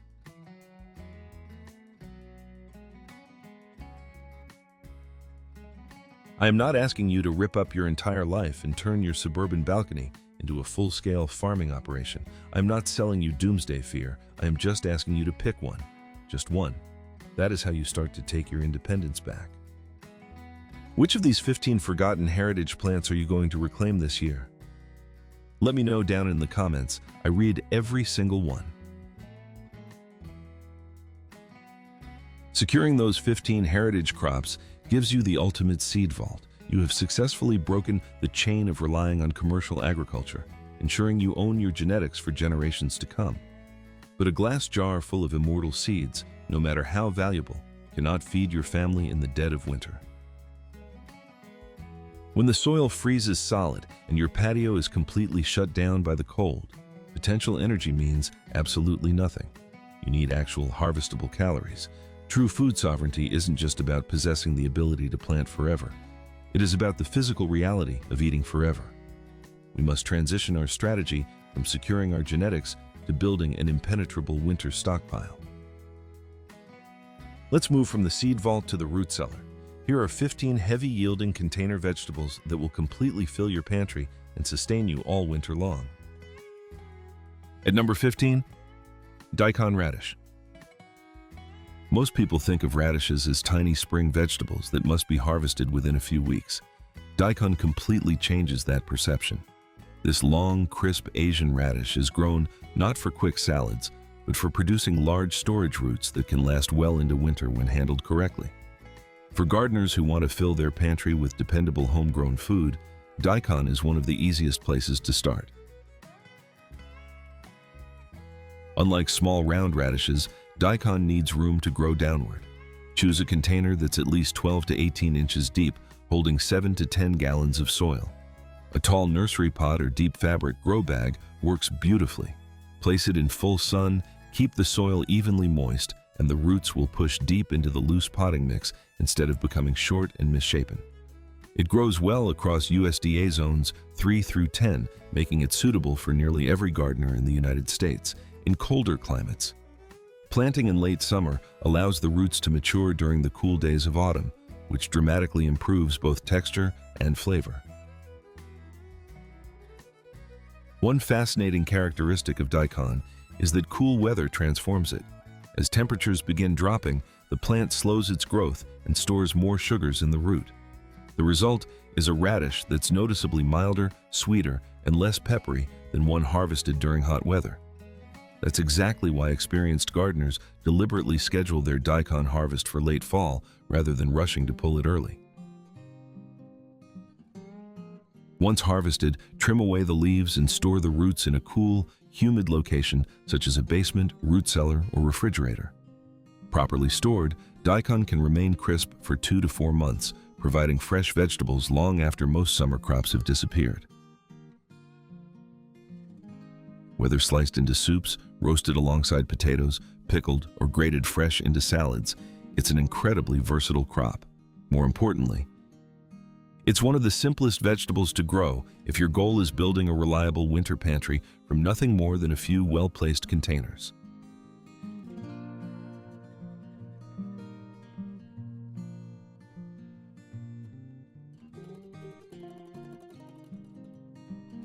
At number 14, carrots. Few vegetables reward patient gardeners like carrots.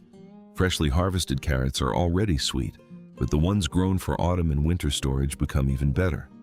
As nights grow colder, the plants naturally convert starches into sugars to protect themselves from frost. That's why homegrown fall carrots often taste far sweeter than anything you'll buy at the supermarket. If you're planning a winter pantry, carrots deserve a permanent place in your container garden. The secret begins with the container. Carrots don't need enormous amounts of space, but they do need depth. A 10-gallon container or fabric grow bag that's at least 12 to 15 inches deep gives the roots plenty of room to develop straight and uniform. Fill it with loose, stone-free potting mix because even small rocks or compacted soil can cause roots to fork or twist. Carrots perform well across USDA zones 3 through 10, although gardeners in colder climates often produce the sweetest harvests by allowing the roots to mature through cool autumn weather. One of the biggest mistakes beginners make is overwatering during germination. Carrot seeds are tiny and slow to sprout, sometimes taking 2 weeks or more. The soil should stay consistently moist but never waterlogged. Once the seedlings become established, the plants require surprisingly little attention. A thin layer of mulch helps keep the soil cool while reducing evaporation during late summer heat. Harvest timing is just as important as planting. Many experienced gardeners deliberately leave mature carrots in the ground until after the first light frost because that's when their flavor reaches its peak. After harvesting, remove the leafy tops immediately so they don't continue drawing moisture from the roots. Store the carrots in damp sand, wood shavings, or perforated bags inside a cool basement or root cellar. Properly stored, they can remain fresh for 4 to 6 months, providing crisp, nutritious vegetables throughout the winter. For any gardener looking to grow dependable food that lasts, carrots are one of the smartest investments a container can produce.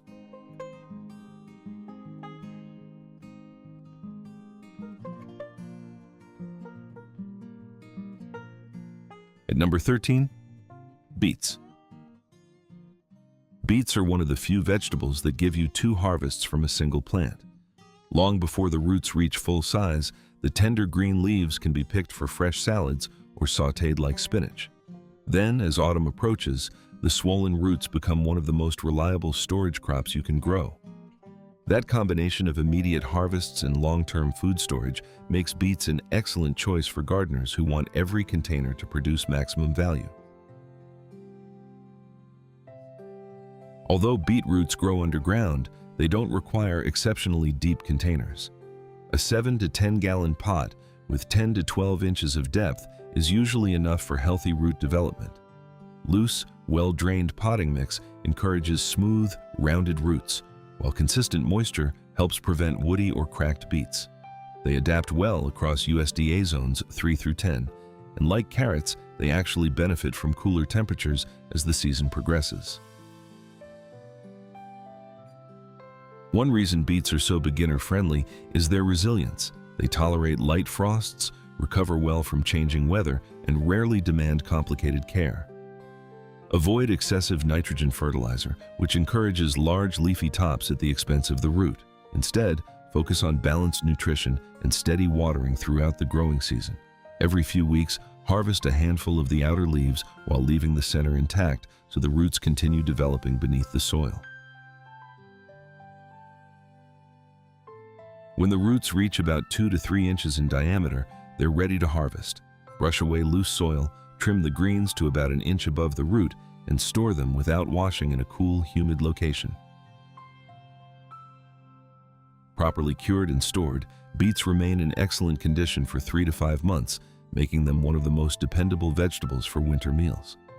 Whether roasted, pickled, boiled, or added to hearty soups, beets provide rich color, outstanding nutrition, and a reliable source of homegrown food long after the garden has gone dormant.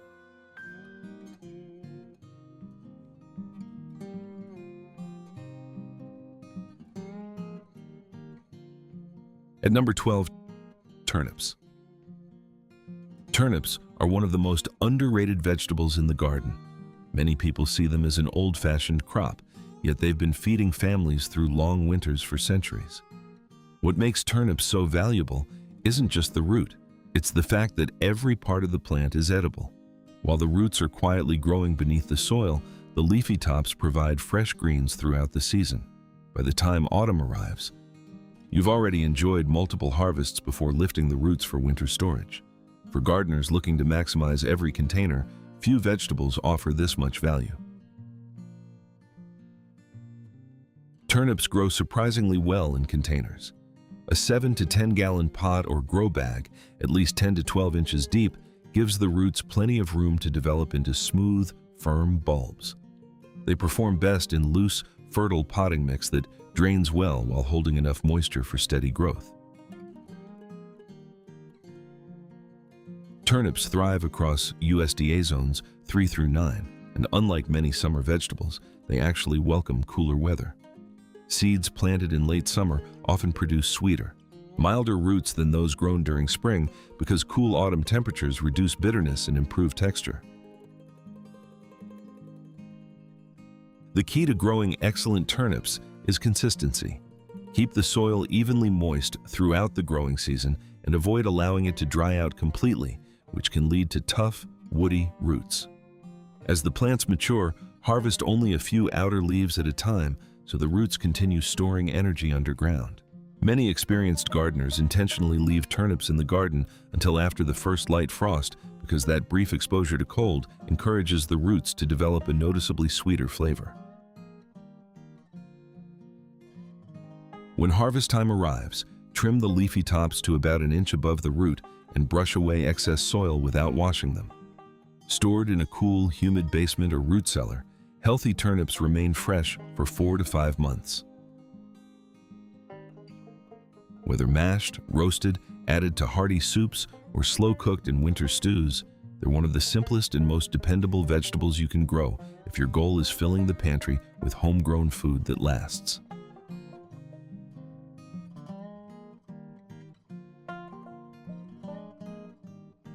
At number 11, cabbage. Few vegetables symbolize a well-stocked winter pantry quite like cabbage. For generations, gardeners have relied on this dependable crop because it produces large, dense heads that store remarkably well while remaining incredibly versatile in the kitchen. Fresh cabbage can become soups, slaws, stir-fries, roasted side dishes, or homemade sauerkraut that lasts for months. One successful harvest can provide meals throughout much of the winter, making cabbage one of the smartest vegetables any food storage gardener can grow. Although cabbage develops a substantial root system, it's perfectly suited to large containers. Choose a 10 to 15 gallon container or sturdy grow bag with plenty of drainage. Give each plant enough room to develop a full-sized head without competing for nutrients or moisture. Cabbage grows successfully throughout USDA zones 3 through 9, and it's especially well suited for fall production because cool temperatures encourage tighter heads and sweeter flavor. In many parts of the country, planting for a fall harvest produces much better results than trying to grow cabbage through the heat of summer. One mistake many beginners make is harvesting too early. A cabbage head may look large, but it isn't ready until it feels firm and tightly packed when gently squeezed. Continue watering consistently during head formation because irregular moisture can cause splitting just before harvest. Applying a layer of mulch also helps stabilize soil temperature while reducing water loss during late summer. After harvesting, leave a short section of stem attached and remove only the damaged outer leaves. Healthy cabbage heads stored in a cool basement, root cellar, or unheated garage can remain in excellent condition for 4 to 6 months. Some gardeners also preserve part of the harvest by making sauerkraut, extending its shelf life even further. When winter arrives and fresh vegetables become scarce, few sights are more satisfying than pulling a perfectly preserved cabbage from storage, knowing it came entirely from a single container in your own garden.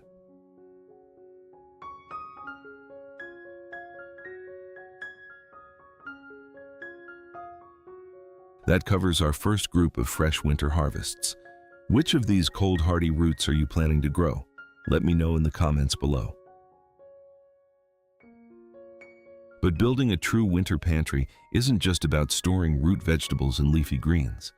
It is about establishing a firm foundation of deep, rich flavor that will sustain your cooking through the darkest months. As we move into our next group of crops, we are shifting our focus to the essential pantry staples and heavy carbohydrates that form the comforting base of almost every winter meal. Let's look at number 10. At number 10, leeks. Leeks may not attract as much attention as onions or garlic, but they're one of the most dependable vegetables for gardeners who want fresh food well into the cold months. Unlike many crops that must be harvested all at once, leeks are incredibly patient. They continue standing in the garden through chilly weather and can even tolerate light snow in many regions, giving you fresh harvests exactly when most summer vegetables have disappeared. That reliability has made them a favorite winter crop for European and North American gardeners for generations. Fortunately, leeks grow beautifully in containers. A 10 to 15-gallon pot or deep fabric grow bag, at least 12 to 14 inches deep, provides enough space for long, straight stems to develop. They thrive in rich, loose soil that drains well while holding consistent moisture. Leeks perform exceptionally well across USDA zones 3 through 9, where they're often planted in late summer to mature during the cool days of autumn. Unlike many vegetables that slow down as temperatures drop, leeks actually improve in quality as the weather cools, developing a sweeter and milder flavor. One important technique separates average leeks from outstanding ones: blanching the stems. As the plants grow taller, gradually add soil or mulch around the lower stems, covering them little by little throughout the season. This blocks sunlight and produces the long, tender white shafts that are prized in the kitchen. Water consistently, feed lightly with compost during active growth, and avoid allowing the soil to dry completely during warm weather. When winter approaches, you don't necessarily need to harvest every plant. In many climates, healthy leeks can remain in their containers outdoors until needed, protected with mulch during severe cold.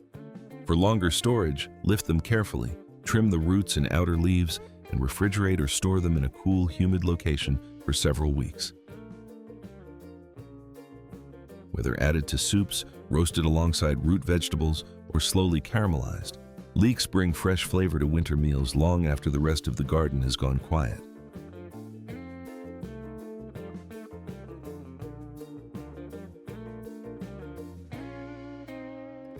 At number 9, garlic. Few crops ask for so little while giving so much in return. A single clove planted with intention can quietly develop into a full bulb packed with rich flavor, and once cured properly, that bulb can sit in your pantry for most of the year. It's no surprise that garlic has been one of humanity's most important storage crops for thousands of years.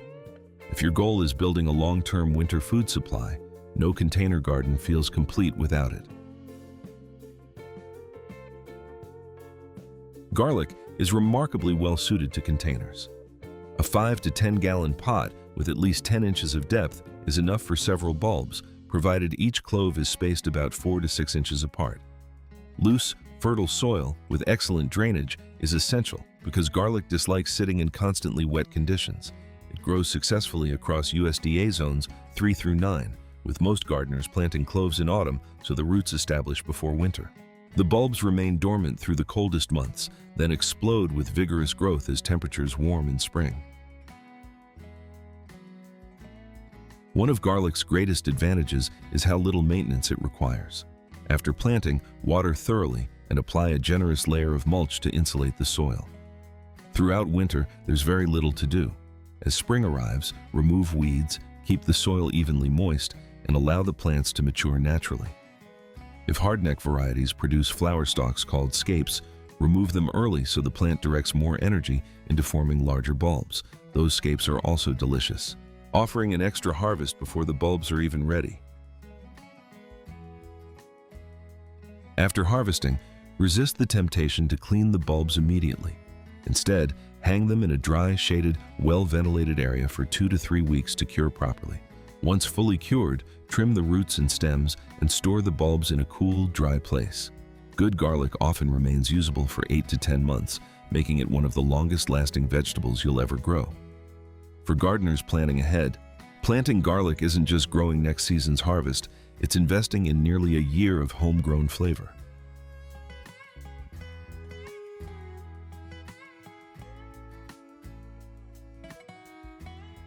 At number 8, onions. If there is one vegetable that belongs in every winter pantry, it's onions. Nearly every hearty winter meal begins with them, whether you're making soups, stews, roasted vegetables, casseroles, or slow-cooked meats. The good news is that onions are not only easy to grow in containers, they're also one of the longest-lasting vegetables you can harvest when stored correctly. For full-size storage onions, choose a 10 to 15 gallon container or a deep grow bag with at least 10 to 12 inches of soil. Planting onions too close together is one of the biggest beginner mistakes. Give each bulb enough space to expand so it develops into a large, firm onion instead of remaining small and crowded. Onions perform well across USDA zones 3 through 10, although the correct variety depends on your location. Long day onions are best for northern states, while short day varieties thrive in the southern United States. Selecting the right type for your region makes a dramatic difference in bulb size. Throughout the growing season, onions require surprisingly little attention. Keep the soil evenly moist during active growth, but avoid overwatering as the bulbs mature. One of the clearest signs that harvest time is approaching is when the green tops naturally begin falling over. At this point, stop watering entirely and allow the bulbs to finish drying in the soil for several days if weather permits. After harvest, proper curing is what transforms fresh onions into long-term storage crops. Spread the bulbs in a warm, dry, well-ventilated location for 2 to 3 weeks until the outer skins become papery and the necks are completely dry. Once cured, trim the roots and stems and store the onions in mesh bags or baskets where air can circulate freely. Under cool, dry conditions, many storage varieties remain in excellent condition for 6 to 8 months, making onions one of the most valuable vegetables you can grow if your goal is filling your pantry for winter.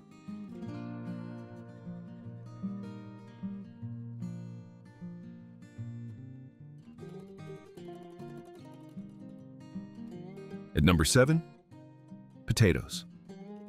For centuries, potatoes have been one of the world's most important food crops, and for good reason. They produce an incredible amount of calories in a relatively small space. They're easy to cook in countless ways, and when stored properly, they can feed a family throughout much of the winter.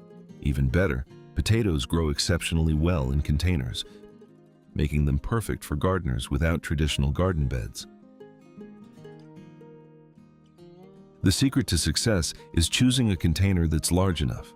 A 15 to 20 gallon fabric grow bag or deep container provides enough room for multiple layers of developing tubers. Fabric grow bags are especially popular because they improve drainage and naturally air-prune the roots, encouraging healthier growth while making harvest remarkably easy. Potatoes grow successfully across USDA zones 3 through 10. Although gardeners in warmer climates often plant earlier to avoid the most intense summer heat. As the plants begin growing, gradually add more soil or compost around the stems, a process known as hilling. This encourages the buried stems to produce additional potatoes while preventing developing tubers from being exposed to sunlight, which causes them to turn green and bitter. Water consistently throughout the growing season, especially once flowering begins, because this is when the tubers rapidly increase in size.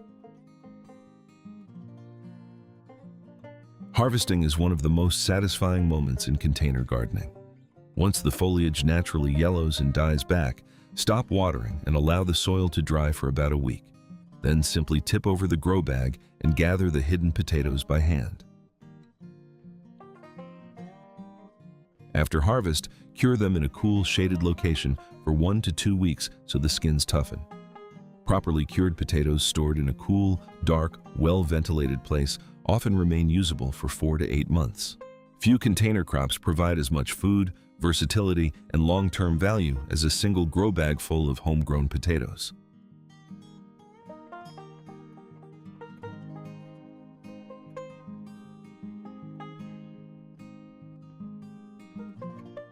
At number 6, sweet potatoes.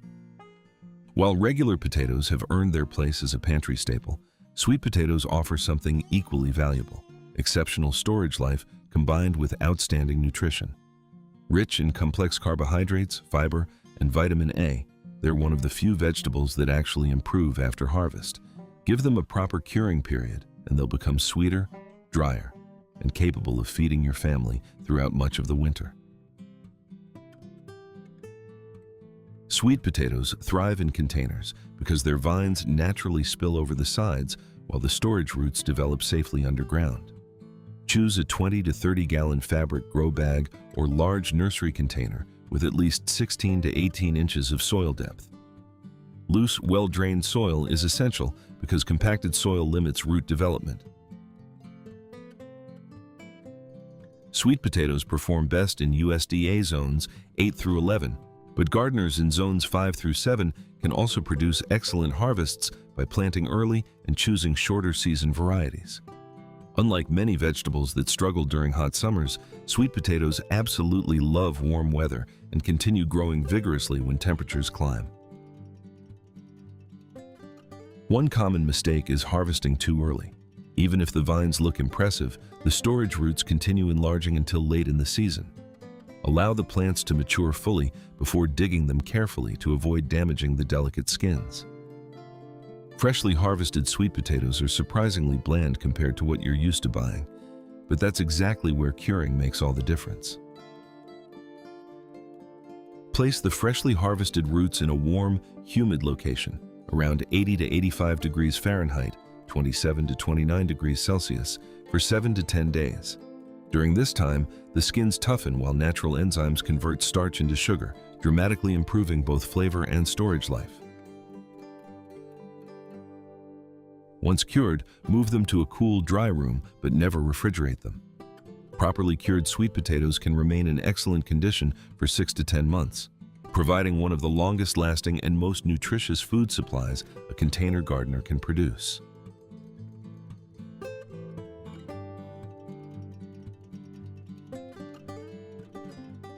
We have now covered the reliable root sellers and the essential pantry bulbs. But what if you want to grow something even more permanent? The kind of crops that don't just last for a few months, but can safely sit on your shelf for years. As we enter our top 5, we are shifting our focus from fresh vegetables to the ultimate calorie-dense survival foods. These are the historic crops that have faithfully fed generations through the harshest winters. Let's dive into number 5. Dent corn. Most people think of corn as sweet corn eaten fresh off the cob during summer. Dent corn is something completely different. This is the traditional grain corn that fed entire civilizations long before supermarkets existed. Instead of harvesting it young, gardeners allow the ears to fully mature and dry on the stalk. The kernels become hard, dense, and incredibly long-lasting, ready to be ground into cornmeal, polenta, grits, tortillas, cornbread, or stored for future planting. If you're serious about producing real pantry staples, dent corn deserves your attention.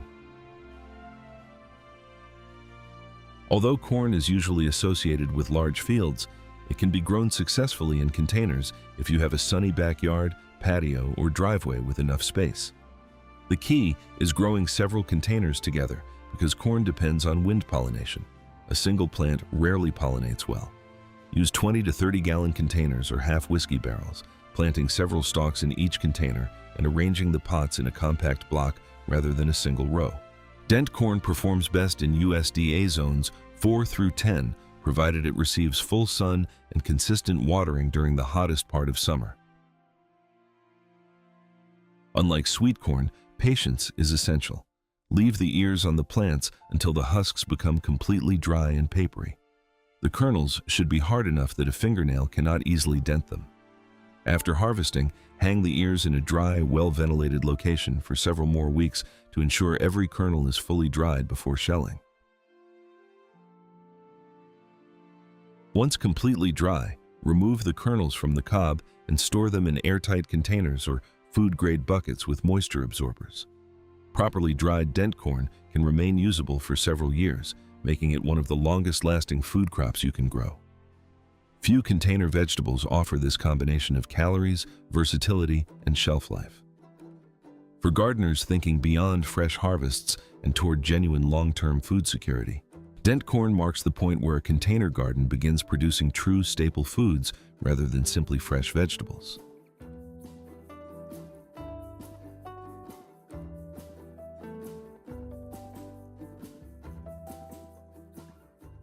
At number 4, dry beans. If you asked previous generations which crop they trusted most to feed a family through winter, many would answer with one word: beans. Unlike fresh green beans that must be eaten soon after harvest, dry beans are allowed to fully mature until the pods become crisp and the seeds harden naturally. Those small seeds are packed with protein, fiber, minerals, and calories, making them one of the most valuable foods any home gardener can produce. Combined with potatoes or corn, beans create complete, nourishing meals that can sustain a family for months. Dry beans grow surprisingly well in containers. Bush varieties are the easiest choice because they remain compact and don't require elaborate trellises. A 10 to 15 gallon container or sturdy fabric grow bag provides enough room for several plants while keeping maintenance simple. If you prefer pole beans for drying, choose a larger container and provide a strong support structure from the beginning. Dry beans perform well across USDA zones 3 through 10, thriving in full sun with moderate watering. One advantage is that beans actually produce better when they're not overfed with nitrogen, since excessive fertilizer encourages leafy growth instead of pods. The biggest difference between green beans and dry beans is knowing when not to harvest. Resist picking the pods while they're still tender. Instead, allow them to remain on the plant until they turn brown, brittle, and completely dry. In humid climates, if wet weather arrives before the pods finish drying, simply pull the entire plant and hang it upside down in a sheltered, well-ventilated area until the pods are ready to shell.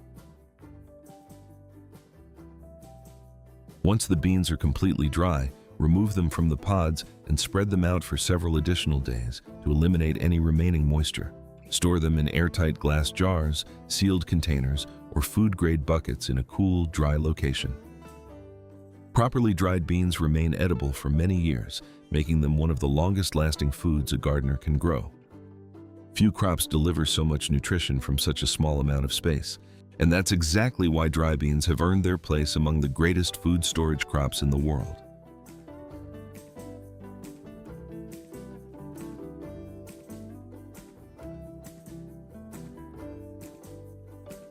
At number 3, butternut squash. Some vegetables disappear within days of harvest. Butternut squash is the complete opposite. Harvested at the right time and stored properly, it can sit quietly on your pantry shelf for most of the winter, ready whenever you need it. Sweet, nutritious, and incredibly versatile, butternut squash has become one of the most dependable, long-term storage vegetables for home gardeners across America. Although the vines are vigorous, butternut squash adapts surprisingly well to container gardening when given enough room. Choose a 25 to 30 gallon container, half whiskey barrel, or extra large fabric grow bag filled with rich, well-drained soil. Provide a sturdy trellis if you're growing vertically, or allow the vines to spread across a sunny backyard patio or open space. It grows best throughout USDA zones 4 through 10, where the long-tail, warm growing season allows the fruits to mature completely before frost. One of the most common mistakes beginners make is harvesting too early. A mature butternut squash should have a deep tan color and a rind so firm that it cannot be easily scratched with your fingernail. Leave several inches of stem attached when harvesting, because this small detail dramatically improves storage life by reducing the chance of rot developing where the fruit was cut. After harvest, cure the squash in a warm, dry location for 10 to 14 days. This process hardens the skin, heals small surface injuries, and prepares the fruit for long-term storage. Once cured, place the squash in a cool, dry room with good air circulation. Never stack them tightly together, since airflow is essential for preventing spoilage. Properly cured butternut squash often remains in excellent condition for 6 to 12 months, making it one of the longest-lasting vegetables you can grow in containers. Throughout the coldest months of the year, those beautifully stored squash become hearty soups, roasted side dishes, creamy purees, casseroles, and homemade breads. It's hard to imagine a more satisfying reminder that the work you put into your garden months earlier is still feeding your family long after winter has arrived.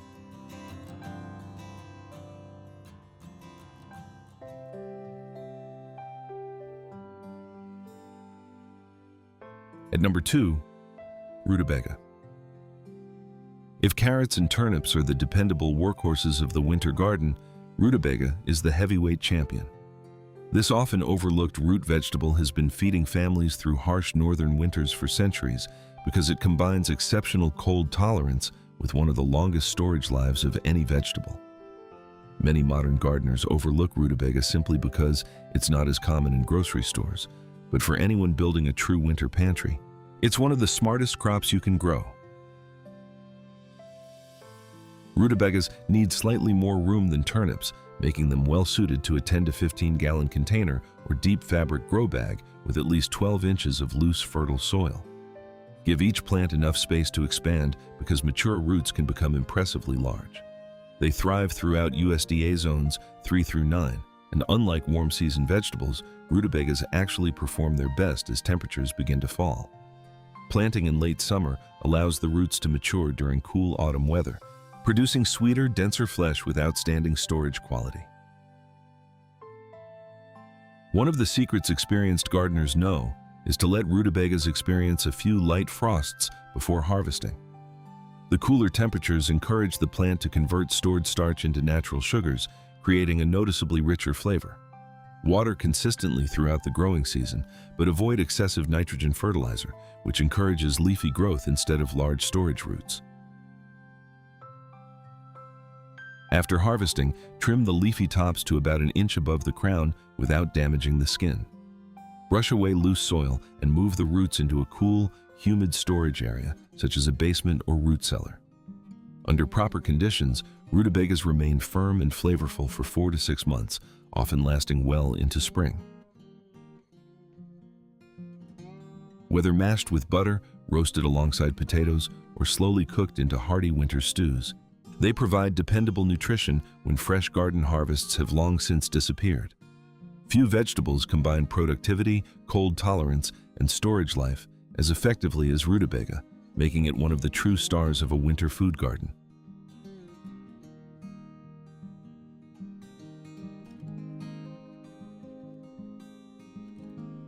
At number 1, Jerusalem artichokes. Despite their name, they're neither from Jerusalem nor true artichokes. They're actually a species of sunflower that produces crisp, nutty-flavored underground tubers. What makes them our number 1 choice isn't just their impressive harvest, it's the fact that they may be the closest thing to a permanent food reserve a gardener can grow. Plant them once, and with minimal care, they'll continue producing year after year. Jerusalem artichokes are vigorous plants, so they grow best in 25 to 30-gallon containers, half whiskey barrels, or very large grow bags. Large containers help control their spread while still allowing the tubers plenty of room to multiply. They perform exceptionally well across USDA zones 3 through 9, tolerating freezing winters and thriving through hot summers with very little attention once established. Give them full sun, consistent moisture during active growth, and enough vertical space because mature plants can easily reach 6 to 8 feet tall. Unlike many root vegetables, Jerusalem artichokes don't have to be harvested all at once. In fact, many gardeners intentionally leave the tubers in the soil throughout winter. The cold actually improves their flavor, and whenever the ground isn't frozen solid, fresh tubers can be dug exactly when needed. That's an advantage almost no other storage crop can match. Instead of relying entirely on a root cellar, part of your food supply remains safely stored underground by nature itself. If you do choose to harvest the entire crop, store the tubers in slightly damp sand or wood shavings inside a cool basement or root cellar, where they'll remain fresh for several months.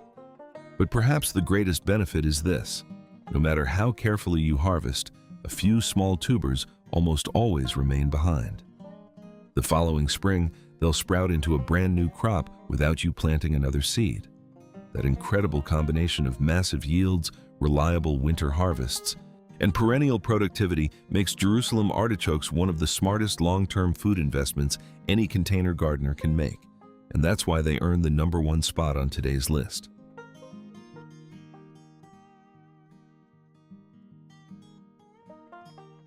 Knowing exactly which 15 crops will fill your pantry guarantees your family will never rely on a fragile supermarket when the snow falls. You hold the ultimate winter survival blueprint. But a blueprint does not build a house.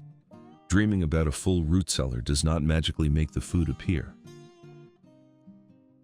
The fatal mistake gardeners make is getting so excited about this massive winter stockpile that they just drop those seeds directly into dead, exhausted summer dirt. Right now, your containers are completely depleted. If you want those winter crops to actually thrive, you cannot wait for the autumn leaves to drop. You must reset the battlefield today. Let's shift our focus from the future harvest back to the immediate dirt. Here are 5 crucial things you must do right now to prepare your container garden for the fall. Number 5. Audit your containers. Before planting anything for fall, take a hard look at the containers you already have. This sounds simple, but it's one of the most overlooked steps in seasonal container gardening. Most gardeners see an empty pot and immediately think about what they can plant in it. Experienced gardeners first ask a different question. Is this container actually ready for another crop? After months of summer growth, a container can look perfectly normal from the outside, while the growing medium inside has changed dramatically. Repeated watering can cause soil particles to settle and compact. Roots from the previous plant may have filled much of the available space. Organic matter may have broken down, and drainage may no longer be as reliable as it was earlier in the season. You also need to evaluate the plant that currently occupies the container. Is it still growing strongly? Is it still producing enough food to justify the space? Or has it reached the point where you're spending more water and attention than the plant is giving back? This is especially important in a small space garden because container space is limited real estate. Every pot has an opportunity cost. If one exhausted summer plant is occupying a large container while a healthy fall crop could be establishing there, you're potentially losing weeks of production simply because you're reluctant to make the transition. But that doesn't mean you should remove every summer plant immediately. Instead, divide your containers into 3 categories. Keep the plants that are healthy, productive, and still worth the space. Transition containers where the summer crop is declining but can remain for a little longer while you prepare the next crop. And remove plants that are diseased, exhausted, or producing so little that keeping them no longer makes sense. The important thing is to make the decision intentionally. Don't plant your fall garden into a summer problem. If a container has poor drainage, fix the underlying issue. If the growing medium has become heavily compacted, improve it before introducing new plants. If roots have completely filled the container, recognize that the next crop may need a fresh environment. Think of August as an annual inspection for your container garden. You're not simply cleaning up summer. You're deciding which pieces of your garden deserve to continue into the next season.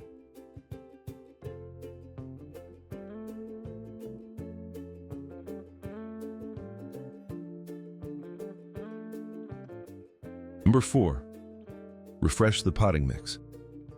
After a long summer of growing, your container soil may look almost exactly the same as it did in spring. But underneath the surface, a lot has changed. Roots have been pulling nutrients from the growing medium for months. Organic matter has broken down. Repeated watering can compact the soil, while fertilizers may leave behind accumulated salts. By August, a container that started the season loose and productive can become tired, dense, and much less forgiving.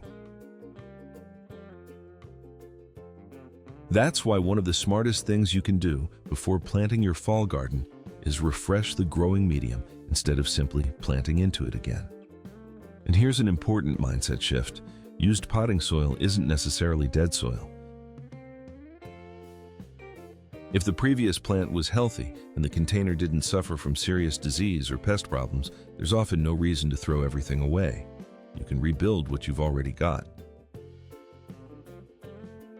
Start by removing the old summer plant and clearing away large roots and obvious debris. Then look at the soil itself. Does water disappear immediately through the container? Does it sit on the surface? Does the soil feel hard and compacted instead of loose and crumbly?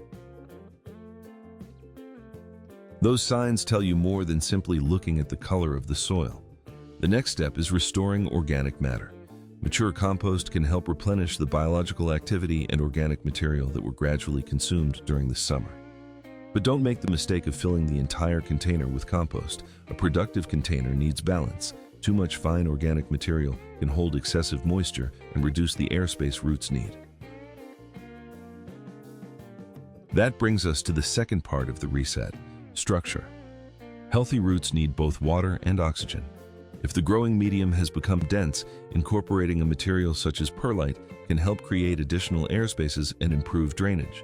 The goal isn't simply to make the soil lighter, it's to create a growing medium that can hold moisture while still allowing excess water and air to move through the root zone. And before planting anything new, check the drainage. If water is sitting in the bottom of the container, adding more fertilizer isn't going to solve the problem. Fix the structure first. This is especially important going into fall because cooler weather means evaporation slows down. A container that seemed to dry out every day during August can suddenly stay wet for much longer once temperatures fall. So, think of this process as a reset, not a replacement. You're taking a growing medium that has already supported one crop and giving it a second life. Refresh the organic matter, restore the structure, improve aeration, check drainage, then let the container become ready for its next job. Because your fall vegetables don't need brand new soil. They need healthy soil that has been prepared for another season of growth. And once that soil is ready, there's still one major challenge to deal with before those fall crops can truly get established: August heat.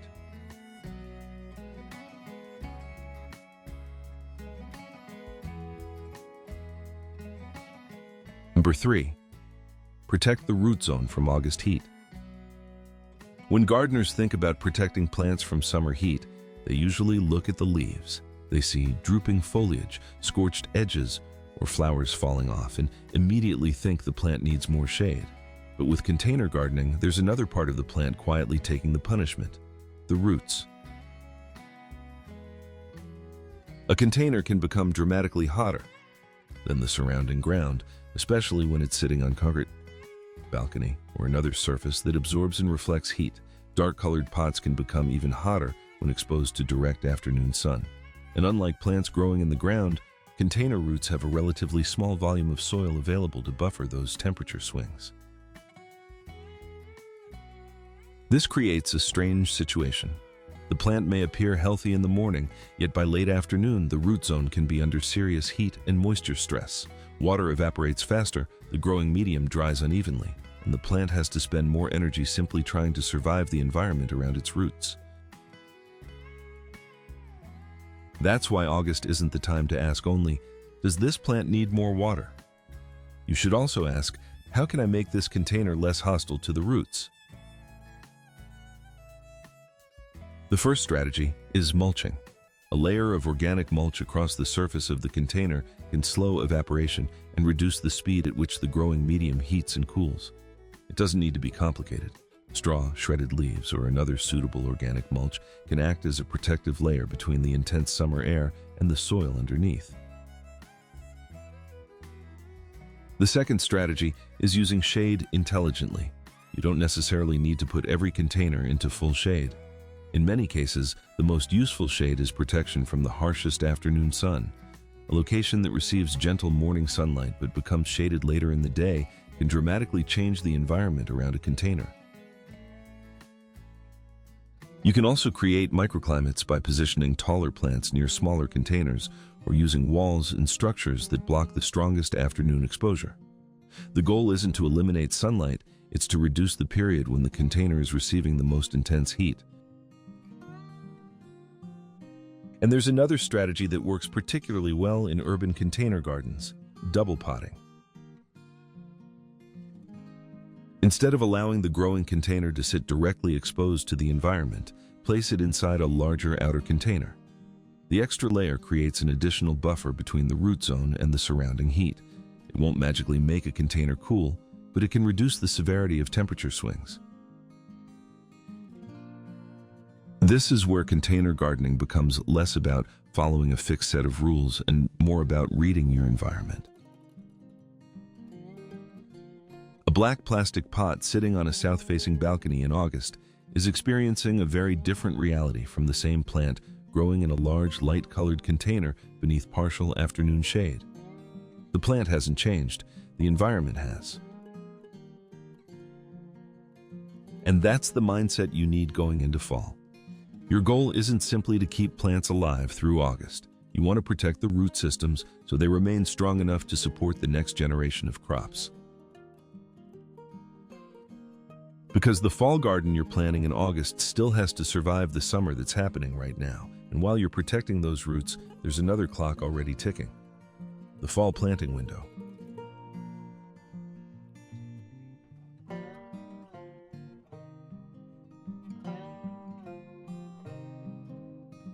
Number 2. Start your fall garden before fall arrives. Here's one of the biggest mistakes container gardeners make: waiting for fall weather before starting a fall garden. It sounds logical. Summer ends, temperatures cool down, and then you plant cool season vegetables. But by the time the weather finally feels like fall, you've already lost valuable growing time. The better strategy is to think of August as the establishment period for your fall garden. You're not necessarily trying to harvest everything in August.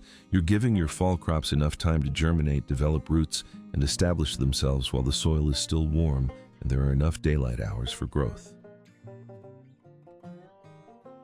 Think about the timeline differently. August is for establishment, September is for active growth, October is for harvesting, and depending on your climate, some crops can continue producing well beyond October. This is especially important with container gardening because you have more control over your planting space. You don't have to wait for an entire garden bed to become available. One container can finish with a summer crop while another begins the next season. Fast-growing crops are especially useful during this transition. Radishes, arugula, and baby bok choy can establish relatively quickly, allowing you to turn an empty container into a productive fall crop without waiting months. Then you have crops that need a little more time, such as beets, turnips, lettuce, and carrots. These are exactly the kinds of vegetables where getting started early can make a noticeable difference. The plant gets established before the coldest weather arrives, rather than trying to build its root system while temperatures are already dropping. And then there are longer season fall crops such as broccoli and kale. These need even more patience. If you wait until the weather is obviously cold before starting them, you may find yourself far behind. But there's an important distinction here. Starting early doesn't mean ignoring the heat. August can still be brutally hot in many parts of the country. Some cool season crops may struggle if exposed to the harshest afternoon conditions. That's why the strategies we discussed earlier, mulch, afternoon shade, and protecting the root zone, become part of your fall planting strategy too. You're creating a bridge between two seasons. The summer environment helps your seedlings establish quickly, while your management keeps the heat from overwhelming them. And this is where container gardening has a major advantage. You can move a container into a more protected location if temperatures spike. You can place it where it receives gentler morning light. You can group containers together to create a more favorable microclimate. You're not simply planting a crop, you're managing the transition between seasons. The mistake is thinking, I'll start my fall garden when fall arrives. Instead, think, I'm planting for fall while summer is still here. Because you're not planning for August, you're planning for the harvest you'll want several weeks from now. And that brings us to another decision every container gardener eventually has to make. When is a summer plant no longer worth the space it's occupying?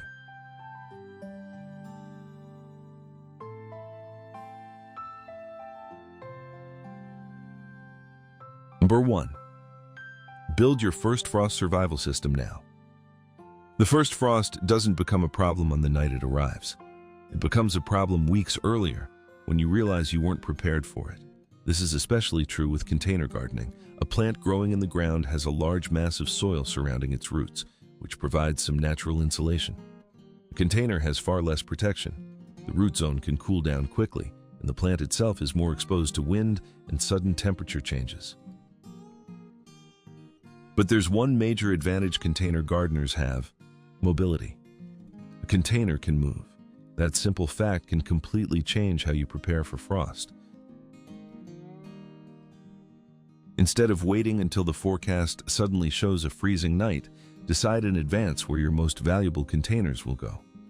A sheltered corner beside a building, a covered patio, a protected balcony wall, or even a garage can provide a very different environment from an exposed location. You don't need to move every container. Focus on the plants that are most valuable, most vulnerable, or easiest to relocate. The second part of your frost system is physical protection. Have frost blankets, row covers, or other breathable protective materials ready before you need them. The important word is ready.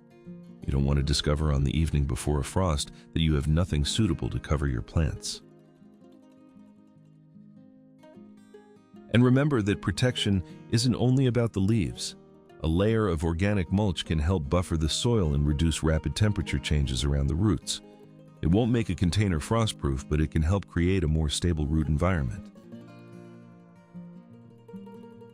You can also use the structure around your home to create microclimates. Walls can provide some protection from wind and may retain heat after sunset.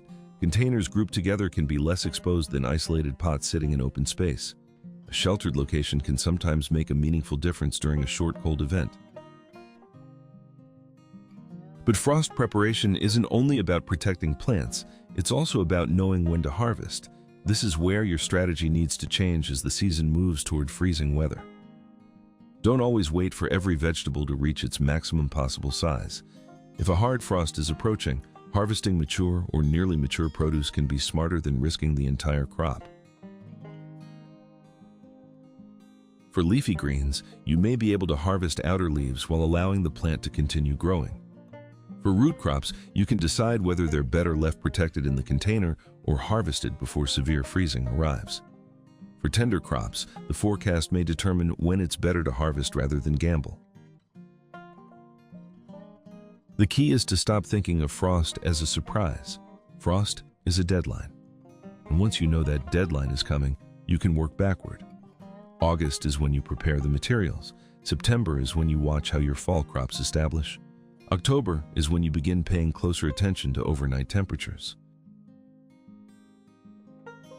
And when the first frost finally approaches, you already have a plan. That is the real advantage of preparation. You're not trying to defeat the weather.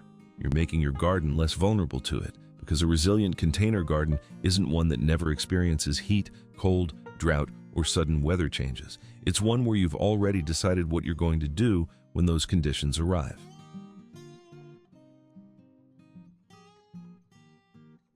By executing those 5 preparation steps, you have successfully reset the battlefield. Your containers are refreshed, your soil is recharged, and your frost strategy is locked in. You have built the perfect foundation for the autumn season. But a beautifully prepared container is completely useless if it just sits there empty. Many gardeners look at the calendar in late August and assume the growing window is completely slammed shut. They leave their freshly prepped pots sitting idle, waiting for the deep fall. That is a massive waste of biological potential. Nature actually offers a hidden loophole for the late summer gardener, the 30-day sprint. Let's put that recharged soil to work immediately. Here are 7 container vegetables you can still plant in August that will explode from seed to harvest in just 30 days. At number 7, pea shoots. When most gardeners think about growing peas, they immediately imagine waiting months for pods to develop. That's why very few people consider planting them in August. They assume the season is simply too short. But experienced gardeners know a much faster secret. Instead of growing peas for the pods, they grow them for the shoots. Pea shoots are the young stems, leaves, and curling tendrils harvested while the plant is still in its earliest stage of growth. You still get that fresh, naturally sweet pea flavor, but instead of waiting 60 to 80 days, you can begin harvesting in less than a month. It's one of the fastest ways to turn an empty container into fresh food before summer is over. According to Oregon State University Extension, pea shoots are harvested while plants are still juvenile, allowing gardeners to enjoy a crop long before the plant reaches its pod-producing stage. Since the harvest happens so early, nearly all of the plant's energy goes into producing tender green growth rather than flowers or peas. One reason pea shoots are so popular for container gardening is that they require very little root space. A shallow rectangular planter, window box, fabric grow bag, or round pot all work well. Choose a container that's 6 to 8 inches deep with a capacity of around 2 to 3 gallons if you're using a round pot. If you're using a rectangular planter, the wider the surface area, the better, because you'll be sowing the seeds very densely. Unlike full-sized peas that need room to climb, pea shoots are harvested young, so maximizing planting space is far more important than container depth. August provides excellent growing conditions across most temperate climates as cooler nights begin returning while the soil remains warm enough for rapid germination. One thing that ruins this crop is planting the seeds too far apart. Many beginners treat pea shoots exactly like regular garden peas, spacing each seed several inches apart. That produces healthy plants but very few shoots. The goal here is completely different. Scatter the seeds thickly across the entire surface so they grow into a dense carpet of tender stems.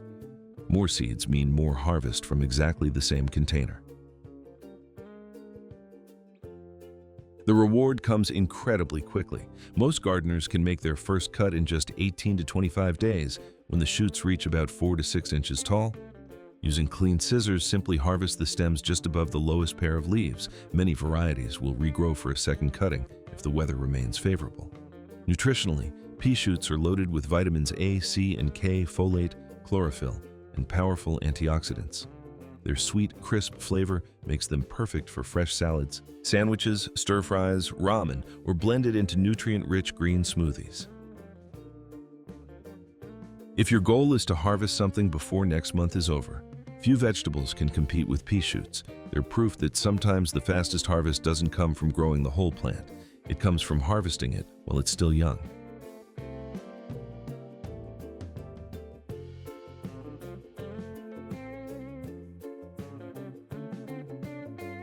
At number 6, French breakfast radishes. If there is one vegetable that can convince a gardener it's never too late to plant in August, it's the humble radish. While tomatoes and peppers are thinking about slowing down, radishes are just getting started. In fact, many experienced gardeners prefer sowing them now rather than in late spring because cooler nights produce sweeter roots, crisper texture, and far fewer problems with bolting. Among all the varieties available, French breakfast radishes stand out for one simple reason: speed. Their long, slender roots mature incredibly quickly, making them one of the fastest vegetables you can grow in containers. Instead of waiting months for a harvest, you're often pulling beautiful red and white roots before the next month has even begun. According to University of Minnesota Extension, radishes are one of the quickest cool-season vegetables gardeners can grow, with many varieties reaching harvest size in as little as 3 to 4 weeks under favorable conditions. Radishes don't need deep containers, but they do need consistent growing space. A round container of 2 to 3 gallons, a long window box, or a rectangular planter all work extremely well. Choose a container at least 6 to 8 inches deep so the roots can develop straight instead of becoming stunted. Wide containers are often better than deep ones because they allow you to sow several rows at once, producing a much larger harvest from a small footprint. August is an ideal planting time throughout most temperate climates because warm soil encourages rapid germination, while cooler evenings improve root quality. One thing that ruins this crop is waiting too long to harvest. Many beginners assume bigger means better, so they leave radishes in the soil for another week or two. Unfortunately, the opposite usually happens. The roots become woody, pithy, and overly spicy instead of crisp and tender. Check the shoulders of the roots as they begin pushing above the soil. Once they reach about an inch in diameter, they're ready to pull. The reward comes remarkably fast. Most French breakfast radishes are ready in only 25 to 30 days, making them one of the quickest vegetables in the entire garden. They're an excellent source of vitamin C, potassium, antioxidants, and dietary fiber, while their crisp texture makes them perfect for fresh salads, sandwiches, tacos, or simply sliced with a little sea salt and butter. Sometimes the fastest harvest isn't measured in months. Sometimes it's measured in weeks.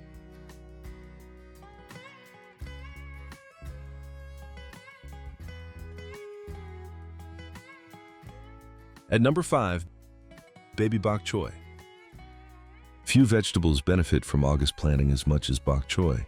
During late spring and early summer, rising temperatures often cause plants to bolt before they develop full heads. But plant the exact same seeds in August and the results can be completely different. Warm soil speeds up germination, while cooler nights encourage compact growth in tender, juicy stems. That's why experienced gardeners often save one of their best bok choy crops for the second half of the growing season. Baby bok choy is harvested young, long before reaching full size. Instead of waiting for massive heads, gardeners enjoy compact plants with crisp white stems and dark green leaves that are exceptionally sweet and tender. According to Cornell Cooperative Extension, bok choy performs best during cool growing conditions and is particularly well suited for late summer planting because lower temperatures significantly reduce premature bolting. For containers, choose a round pot of about 3 gallons, a fabric grow bag, or a rectangular planter that's at least 8 to 10 inches deep. If you're growing several plants together, rectangular containers usually make harvesting much easier because you can maintain even spacing between each plant. Thin seedlings to about 6 inches apart, giving each one enough room to form a compact head. Across most temperate climates, August planting provides excellent conditions for rapid establishment before autumn temperatures arrive. One thing that ruins this crop is allowing the soil to dry out repeatedly. Unlike radishes, bok choy develops best when soil moisture stays relatively consistent. Repeated cycles of very dry soil followed by heavy watering can slow growth and reduce leaf quality. Water deeply whenever the top inch of soil begins to dry, helping the plants grow steadily without unnecessary stress. The payoff comes surprisingly quickly. Baby bok choy is often ready to harvest in just 30 to 35 days. You can harvest the entire plant at the base or remove outer leaves individually for a longer picking season. Nutritionally, it's packed with vitamins A, C, and K, calcium, folate, and antioxidants, making it one of the healthiest leafy vegetables you can grow. It's delicious, stir-fried with garlic, added to noodle soups, grilled whole, or served fresh in Asian-inspired salads. Planted in August, and before many gardeners realize summer is ending, you'll already be harvesting crisp, restaurant-quality bok choy from your containers.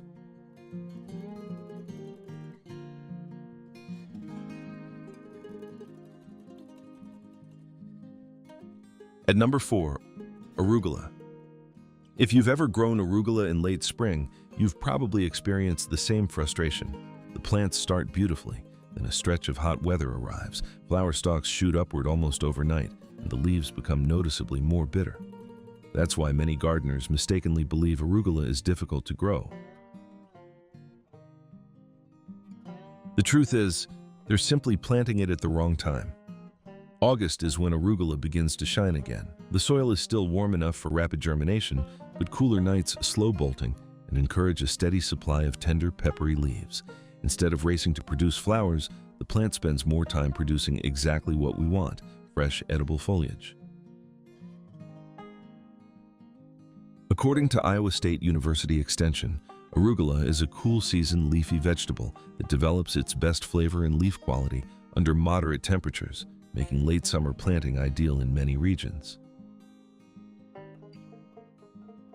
Because arugula develops a relatively shallow root system, it doesn't require a massive container. A 2 to 3 gallon round pot, a fabric grow bag, or a rectangular window box all work extremely well. Aim for a container at least 6 to 8 inches deep. Rectangular planters are especially productive because they allow multiple short rows, giving you a continuous supply of leaves from a surprisingly small space. Thin plants to about 4 to 6 inches apart if growing for mature leaves, or so more densely if you prefer repeated baby leaf harvests. One thing that ruins this crop is waiting until the leaves become too large before harvesting. Many beginners assume bigger leaves mean a bigger harvest, but older arugula develops a much stronger peppery bite. The sweetest flavor comes from young leaves around 3 to 4 inches long. Frequent harvesting also signals the plant to keep producing fresh growth, extending your harvest for weeks. The reward comes fast. Baby leaves are often ready within 25 to 30 days, and mature leaves follow shortly afterward. Arugula is naturally rich in vitamins A, C, and K, calcium, folate, and beneficial plant compounds called glucosinolates, which are associated with many cruciferous vegetables. Its bold flavor transforms pizza, pasta, sandwiches, burgers, salads, and even scrambled eggs. For gardeners looking for maximum flavor and minimum time, few vegetables deliver faster than arugula. Sometimes the quickest harvest is also the one with the biggest flavor.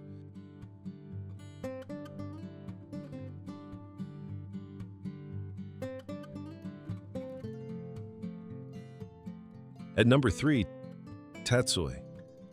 At first glance, tatsoi doesn't look particularly impressive. It grows low to the ground, forming a neat rosette of spoon-shaped leaves instead of tall stems or giant heads, but don't let its appearance fool you. This is one of the most cold-tolerant and dependable leafy vegetables you can plant in late summer. Unlike many greens that struggle with changing temperatures, tatsoi actually improves as the weather cools. August planting gives it the perfect head start. Warm soil helps seeds germinate quickly, while gradually cooler nights encourage thick, glossy leaves that stay tender and sweet far longer than many other Asian greens. According to Penn State Extension, tatsoi is a cool-season brassica that performs exceptionally well during fall production because it tolerates cool temperatures while maintaining excellent leaf quality. For container gardening, tatsoi is wonderfully compact. A 2 to 3 gallon round container, a fabric grow bag, or a rectangular planter that's 6 to 8 inches deep provides more than enough room. Because the plant grows outward rather than upward, wider containers are often more productive than deeper ones. Space plants about 6 inches apart, allowing each rosette to fully develop while still fitting several plants into one container. One thing that ruins this crop is overcrowding the seedlings. Because tatsoi starts so small, many gardeners hesitate to thin their seedlings. The result is a crowded patch where plants compete for light and airflow, producing smaller leaves and increasing the risk of disease. Giving each plant proper spacing results in larger, healthier rosettes and a much better harvest. The payoff comes quickly. Baby leaves can often be harvested within 25 to 30 days, while full rosettes usually mature in about 35 to 40 days. Tatsoi is packed with vitamins A, C, and K, calcium, potassium, and antioxidants, making it one of the most nutrient-dense leafy vegetables you can grow. Its mild flavor works beautifully in salads, stir-fries, noodle dishes, soups, or lightly sautéed with garlic and sesame oil. Perhaps the best part is its resilience. As temperatures continue dropping toward autumn, tatsoi often keeps growing long after many summer vegetables have already finished. Planted in August, and your containers may still be producing beautiful green harvests when the rest of the garden has started slowing down.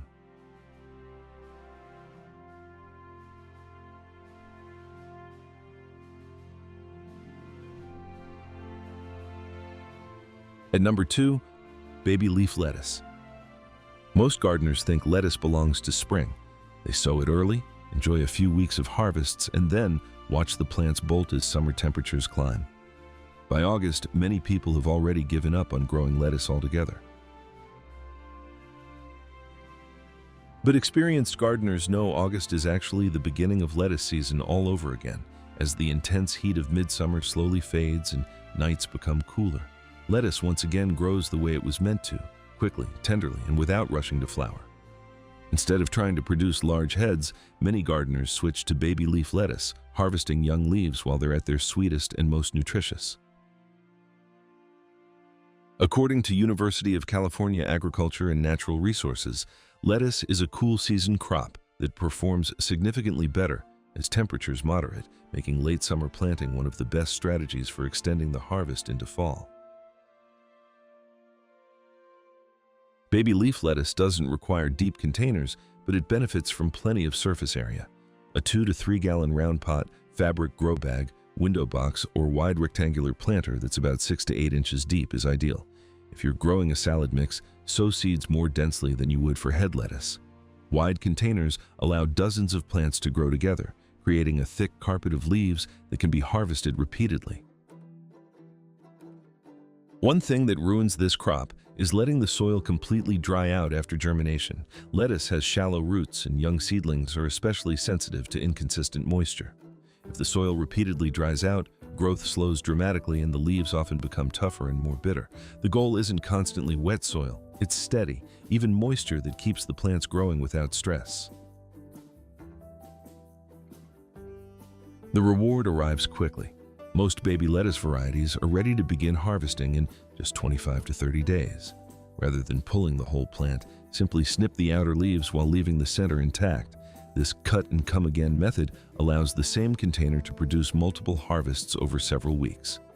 Nutritionally, baby lettuce provides vitamins A, C, and K, folate, fiber, and valuable antioxidants, while offering the crisp texture that's perfect for fresh salads, sandwiches, wraps, tacos, and homemade burgers. Sometimes the smartest way to grow lettuce isn't trying to produce giant heads. It's harvesting young leaves again and again from the very same container.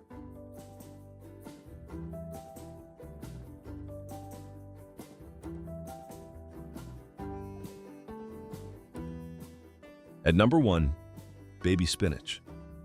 This is probably the biggest surprise on today's countdown. Most gardeners think spinach and August simply don't belong together. After all, spinach is famous for thriving in cool spring weather, not during the hottest part of the year. And they're absolutely right if you're planting in June. But August is different. By the time late summer arrives, the soil is still warm enough for incredibly fast germination, while the gradually cooling nights create ideal conditions for spinach to establish before fall arrives. Instead of fighting extreme summer heat, young plants grow into the increasingly favorable weather ahead. That's exactly why experienced gardeners often produce some of their best spinach harvests by planting in August. According to Cornell Cooperative Extension, spinach is a cool season vegetable that performs exceptionally well when planted for fall production because cooler temperatures improve leaf quality while greatly reducing the risk of premature bolting. For containers, spinach is wonderfully compact. A 2 to 3 gallon round pot, fabric grow bag, or wide rectangular planter, at least 6 to 8 inches deep, works perfectly. Because spinach roots remain relatively shallow, surface area is much more important than depth. Sow seeds closely together if your goal is baby leaves, allowing dozens of plants to grow in a single container and creating a dense, highly productive harvest. One thing that ruins this crop is placing the container in intense afternoon sun throughout August. While spinach loves bright light, newly emerging seedlings can struggle when containers become excessively hot. Giving the pot morning sun with light afternoon shade during the hottest weeks often produces healthier plants, faster growth, and noticeably better tasting leaves. The reward comes in only 25 to 30 days, when the leaves are young, tender, and packed with nutrition. Baby spinach is one of the most nutrient-dense vegetables you can grow, providing outstanding amounts of vitamins A, C, and K, folate, iron, magnesium, and lutein. Harvest the outer leaves regularly, allowing the center to continue growing for repeated harvests. Fresh baby spinach is delicious in salads, omelets, smoothies, pasta, soups, and sautéed with garlic and olive oil. If you only plant one fast-growing vegetable this August, make it spinach. Because while most people think the season is ending, experienced gardeners know the best greens are only just beginning.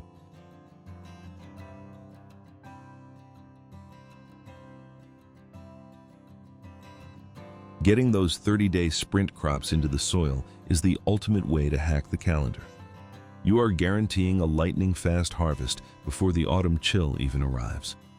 But there is a massive elephant in the room. We are talking about August.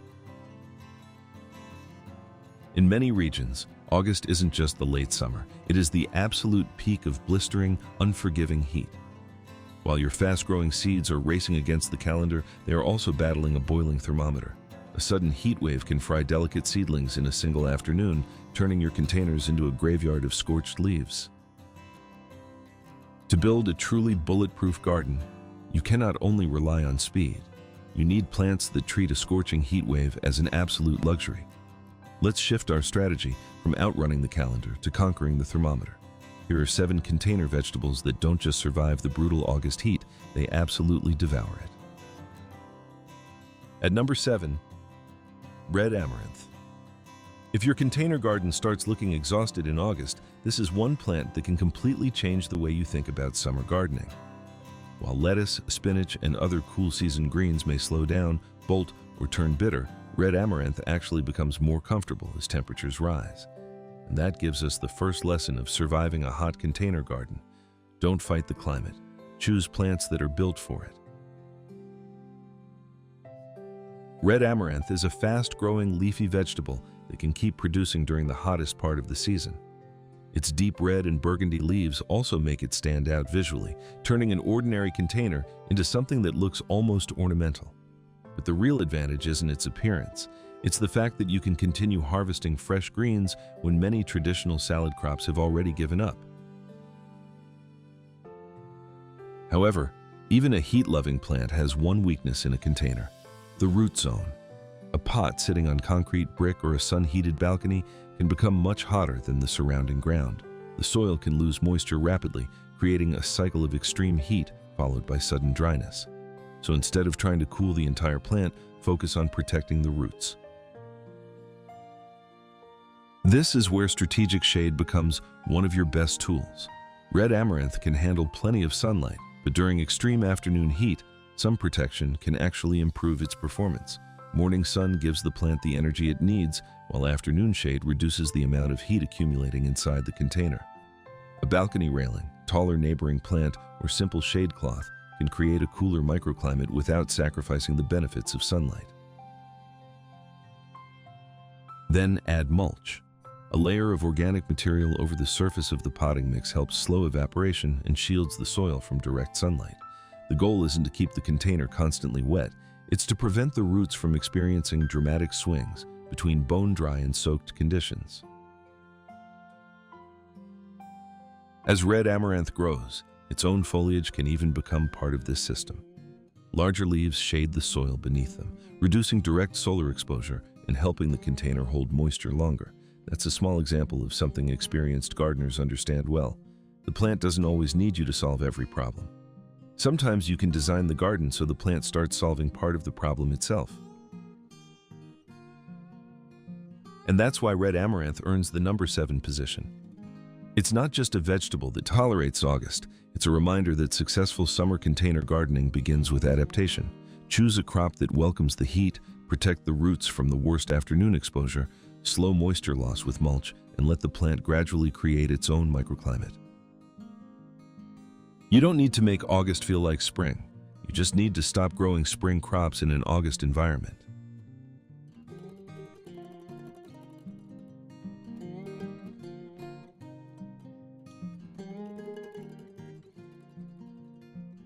At number 6, Malabar spinach.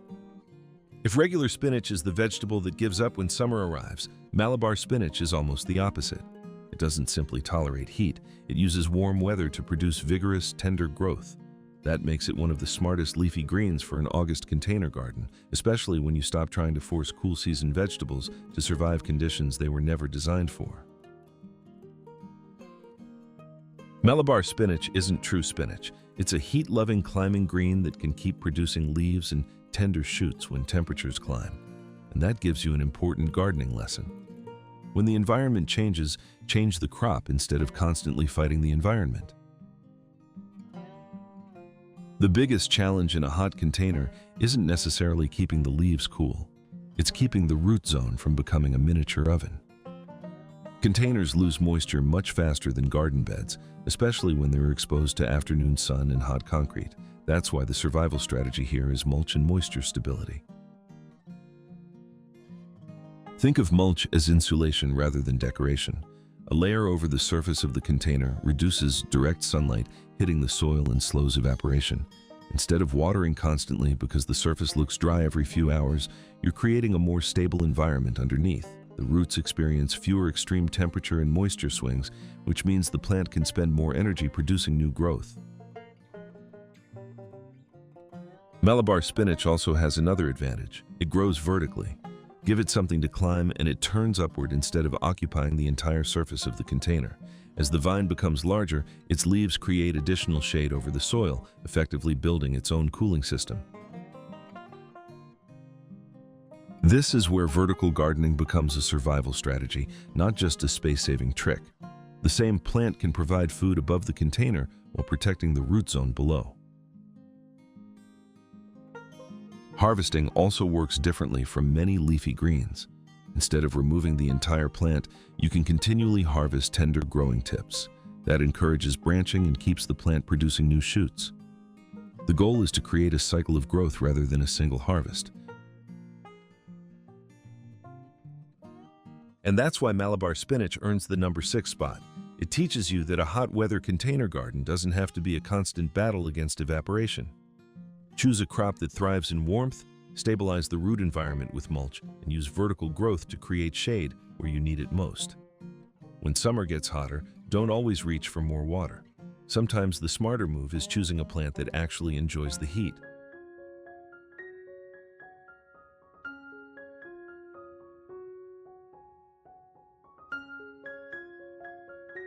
At number 5, yard-long beans. If August heat is making your container garden feel like a losing battle, yard-long beans offer a completely different strategy. Stop trying to squeeze more production out of the ground and start using the space above it. These vigorous climbing beans thrive in warm weather, and unlike many vegetables that slow down when summer temperatures rise, yard-long beans can keep pushing out new growth when the heat becomes intense. Their biggest advantage for container gardeners isn't just heat tolerance, it's their ability to turn a small footprint into a surprisingly productive vertical garden. Instead of spreading across the surface of a patio or balcony, the vines climb upward, allowing one container to produce food while using very little ground-level space. And this creates an interesting opportunity for managing summer heat. As the vines become thicker, their foliage forms a natural green screen that can filter harsh afternoon sunlight and create a cooler microclimate around the container. In a small urban garden, you can even position the climbing structure so the foliage provides partial shade for nearby containers during the hottest part of the day. This is where vertical gardening becomes a survival strategy, not just a way to save space. But there's one part of the system you still need to protect: the root zone. A container sitting directly on hot concrete can absorb heat from below while the sides are being heated by the sun. The result is a root environment that can become far hotter than the surrounding air. This is where mulch and container positioning become important. A layer of mulch helps reduce direct sunlight reaching the potting mix and slows moisture loss. Raising the container slightly off a hot surface can also reduce heat transfer from below. You don't need to cool the entire plant, you simply need to prevent the roots from experiencing unnecessary temperature extremes. Yard-long beans also demonstrate another important principle. One plant can perform multiple jobs. It produces food, occupies vertical space, creates shade, and eventually becomes part of the microclimate around your container garden. That's far more efficient than treating every pot as an isolated growing project. The lesson from yard-long beans is simple. When August gives you limited horizontal space and excessive heat, change the direction of your garden. Grow upward, use the foliage as shade, protect the roots with mulch, and let the same plant produce food while helping create a better environment around it.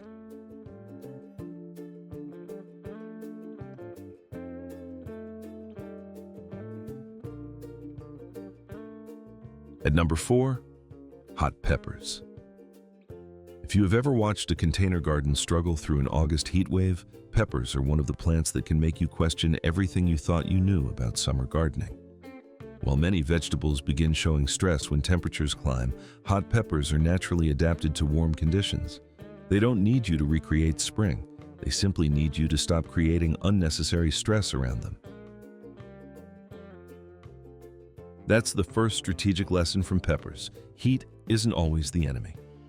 Sometimes the real enemy is unstable conditions. A plant can tolerate high temperatures much better when its root zone isn't constantly swinging between scorching hot, completely dry, and suddenly soaked. This is especially important with containers because the sides of a pot are exposed to the sun from multiple directions. Dark-colored containers can absorb enormous amounts of heat, turning the root zone into a miniature oven. That's where double potting becomes useful. Place the growing container inside a larger outer container, creating a buffer between the hot exterior surface and the root environment. You aren't trying to cool the entire plant. You're simply reducing how quickly heat reaches the roots. Grow bags can offer another advantage because they don't trap heat in exactly the same way rigid dark plastic containers can, but their position still matters.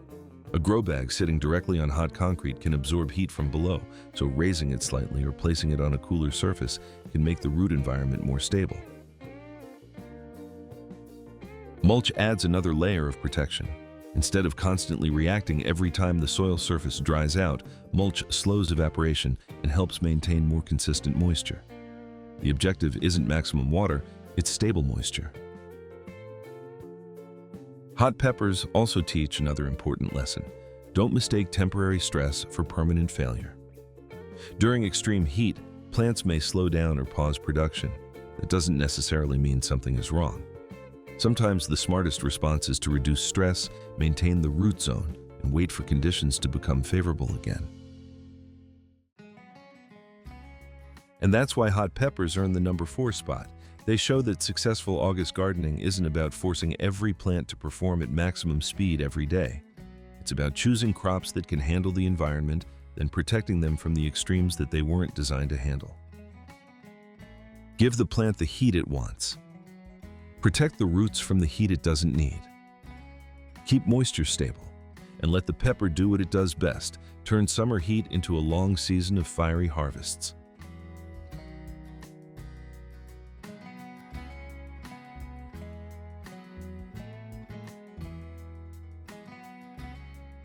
At number 3, tomatoes. Tomatoes are probably the most obvious summer container crop on this list, but they come with a surprising problem. More heat doesn't always mean more tomatoes. A plant can be covered in healthy green leaves and still suddenly stop producing fruit during a brutal August heat wave. The reason is that the plant's flowers can struggle to set fruit when temperatures become extreme. And that gives us one of the most important lessons in summer container gardening. Don't confuse sunlight with usable growing conditions. Tomatoes need strong light, but during extreme afternoon heat, protecting the plant from the worst part of the day can actually help maintain production. This is where strategic afternoon shade becomes more useful than simply giving the plant more sunlight. Morning sun can provide plenty of energy for photosynthesis, while temporary afternoon protection reduces heat stress on the foliage, flowers, and container. The root zone deserves just as much attention. A tomato growing in a container has far less thermal mass than a plant growing in the ground. The soil can heat up quickly and lose moisture just as quickly. Mulch helps slow that process by shielding the surface from direct sunlight and reducing evaporation. This is also where double potting can be useful for tomato containers exposed to intense, reflected heat. The outer container acts as a thermal buffer, giving the roots some protection from the hot surface of the pot itself. But perhaps the biggest strategic mistake is reacting to heat stress with fertilizer. When a tomato plant suddenly stops producing during extreme weather, adding more nutrients isn't necessarily going to solve the problem. The plant may simply be prioritizing survival over reproduction. Stabilize the environment first, let the weather moderate, then the plant can return to productive growth. Think of it like this. Your job isn't to force the tomato to produce through every heat wave. Your job is to keep the plant healthy enough to take advantage of the next good stretch of weather. That mindset changes everything. Instead of panicking when production slows, you protect the root zone, manage afternoon exposure, maintain consistent moisture, and allow the plant to recover.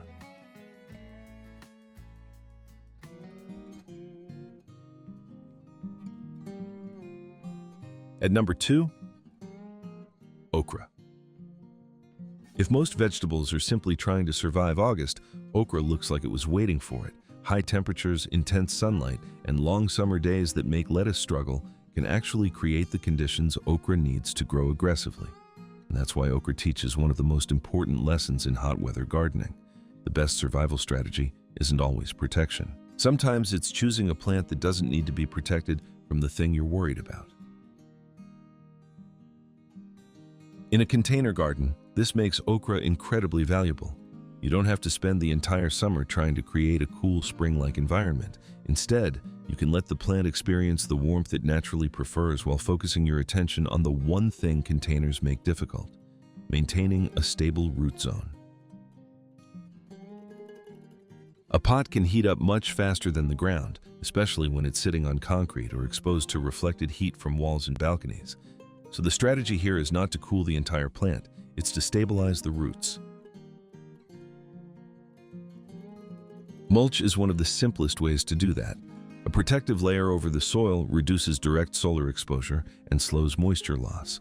The goal isn't to keep the container soaked. It's to prevent the extreme cycle of drying out rapidly and then receiving a large amount of water all at once. This matters because okra may love heat, but even a heat-loving plant performs better when its roots aren't constantly experiencing environmental shocks.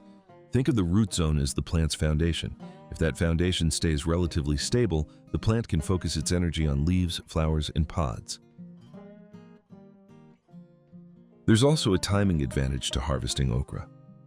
The pods grow quickly in hot weather, so regular harvesting becomes part of the strategy. Leaving pods on the plant for too long can make them tough and fibrous, while frequent harvesting encourages you to keep the plant in active production. And there's another mindset shift here. Don't judge your August garden by the standards of your spring garden. A cool season crop might look lush and productive in April, while an okra plant may look almost unstoppable in August. The goal isn't to make every crop behave the same way. The goal is to build a garden where different plants take over when their preferred season arrives.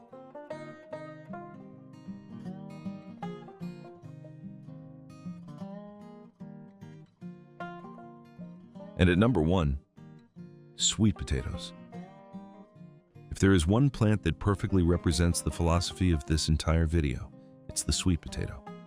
Instead of treating summer heat as something you need to escape, sweet potatoes use warm temperatures, sunlight, and vigorous growth to build an underground food reserve. But the most interesting part isn't just what's happening beneath the soil, it's what happens above it. As sweet potato vines spread across the surface, their dense foliage creates a living layer of shade. That shade reduces direct sunlight hitting the soil, slows evaporation, and helps protect the root zone from the worst effects of summer heat. In other words, the plant gradually starts creating the environment it needs to keep growing.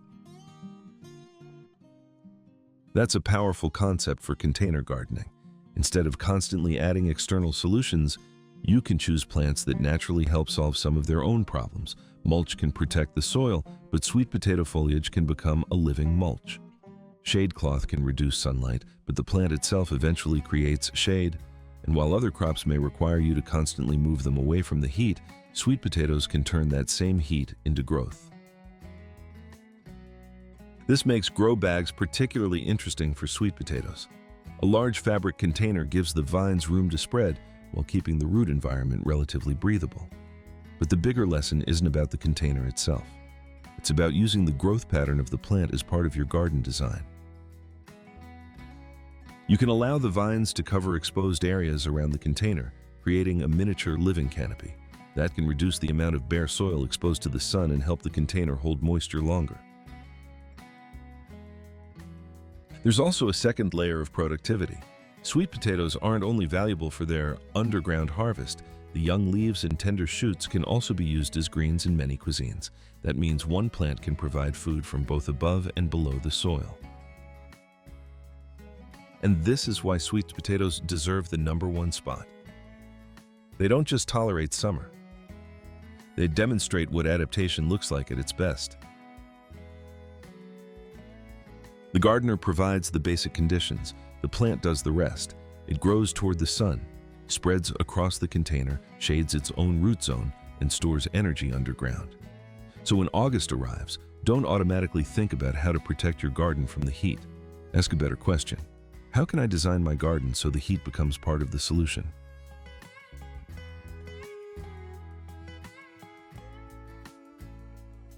August doesn't have to be the month when your container garden falls apart. It can be the month when you change the rules. Red amaranth taught us to choose plants that actually enjoy the conditions. Malabar spinach showed us how to slow water loss instead of constantly fighting evaporation. Scarlet runner beans turned vertical space into both food production and shade. Hot peppers reminded us to protect the roots rather than trying to cool the entire plant. Tomatoes showed us that more sunlight isn't always more production. Okra proved that some crops can turn extreme heat into an advantage. And sweet potatoes showed us the ultimate strategy. Sometimes the plant can create part of its own protection. That's the real secret to a successful August container garden. You don't need to control the weather. You need to adapt to it, protect the roots, manage the afternoon heat, slow moisture loss, use vertical space, let plants create their own microclimates, and most importantly, choose crops that are naturally suited to the season you're entering. Because the best gardener isn't the person who can create perfect conditions. It's the person who knows how to grow something productive when conditions aren't perfect.